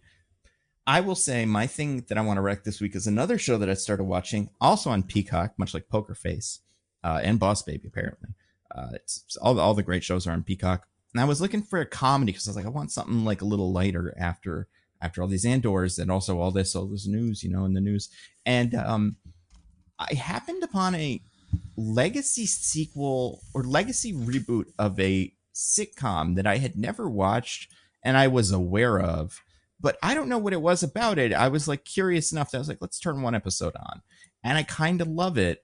They rebooted Saved by the Bell. Now, I never watched Saved by the Bell. It's a little before my time. I kind of know who's in it. What's up? Did I know that? That they rebooted it? Yeah. I mean, I don't really think it made a huge cultural hit. As one of the characters points out in the end of season 1, it happened right before COVID. So they did 2 seasons of it. And I feel like maybe it could have had some life, but like I'm sure all the wind got taken out of its sails by that. But what they do is, I think it's pretty clever. Saved by the Bell, very goofy, kooky, like high school show where they do pranks and stuff. And the main character can stop time to talk to the audience. It doesn't really matter, but that is something that people would recognize. In this, all the characters in that have aged up, so they're all adults, and almost all of them are still alive and hanging.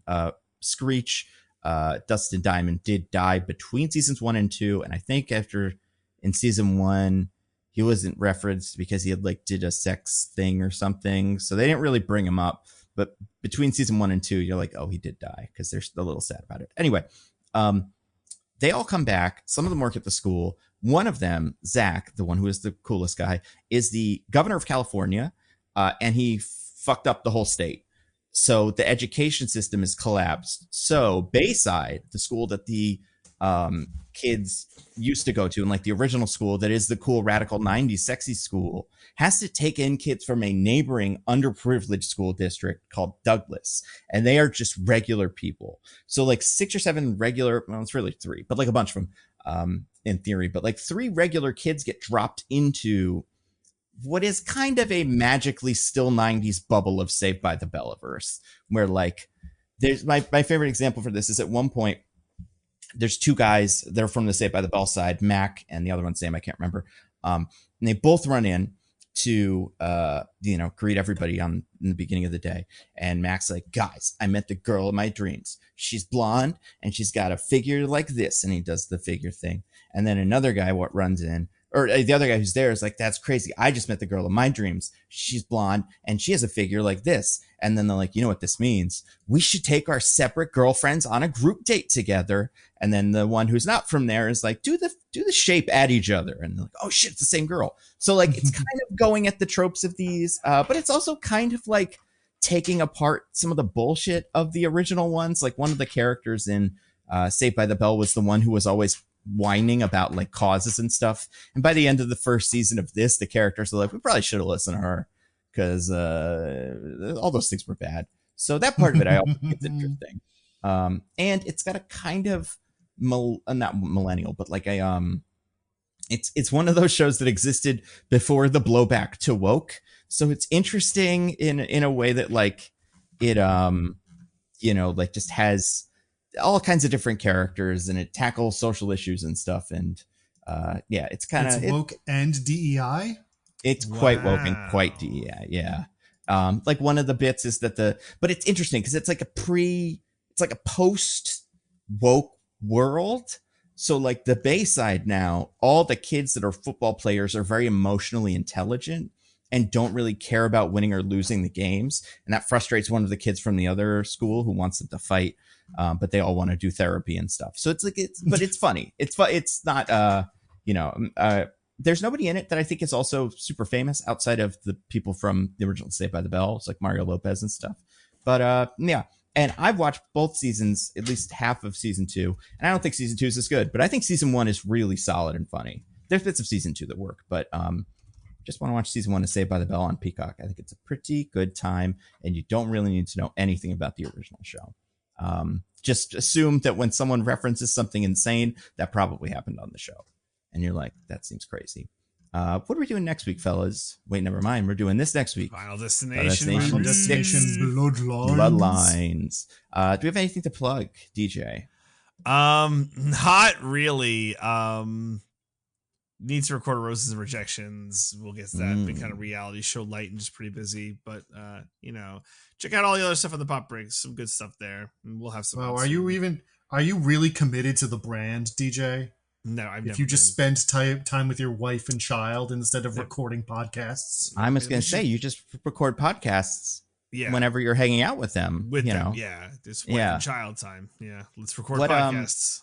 Are they doing bachelors now? Is there like a Golden Bachelorette or something going? Not till Bachelor in Paradise, which isn't until the summer. Oh, maybe wow. A few weeks. I don't know if they've. No, it's been a kind of nice hiatus, if I'm being honest, because they skipped the Bachelorette. They're like, we're not doing it. So nobody cares about those broads anymore. All right, let's calm down. Or those bros. That's the one with mostly guys, right? Like the guys are the hunks. Well, yes. Guys and girls. Yeah. Oh wow, they've gotten progressive. Now that I like. Yeah, tell me more, DJ. Yeah, let me get my video camera out real quick. Ooh, show me this. Although, does The Bachelor allow guys and girls, or only girls still? Only girls. Oh, absolutely not. Yeah, that would be such a big deal. Bachelor in Paradise is guys and girls. Bachelorette is, although they do have, they've had multiple girls vying for the same guys. I guess that's not much better. So yeah. But anyway, Diggins. Nope. What about you, Nando? I put out my Presidents in the Marvel Universe video. I'm probably going to put out a video about the Superman trailer on my Nando Cut channel in the next day or two. Maybe one about the Ironheart trailer too. That came out and looks interesting, but it came out the same day as the Superman trailer, and more importantly, the same day as the Max rebrand. So who can even pay attention to anything? That was the news everyone was talking about. Yeah, and it's all I can think about now. Besides that, my video, my who's probably going to show up in Daredevil season 2 video, which needs to be slightly re-recorded because they announced one actor is going to be in it. That is currently on Nebula. It'll be on YouTube soon. The video that'll be on Nebula next is my Who Should Stephen Yeun Play in the Marvel Movies video, because I just love him, and he was going to be the Sentry in whatchamacallit until they canceled. Like, he had to back out. But so if you've always for all those things he did.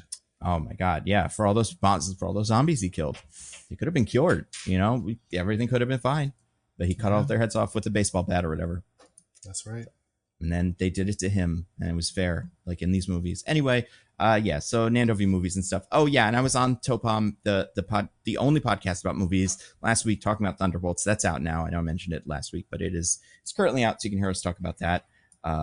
And that's all, wherever podcasts are. So next week, Final Destination, Bloodlines. Until then, I've been at Nando V movies on Twitter. Ooh, I'm at Zippy by Day on Twitter. I'm at C Diggins on Bluesky and Bluesky only. He won't. Yeah. Bye everybody. Goodbye. Woo. See ya.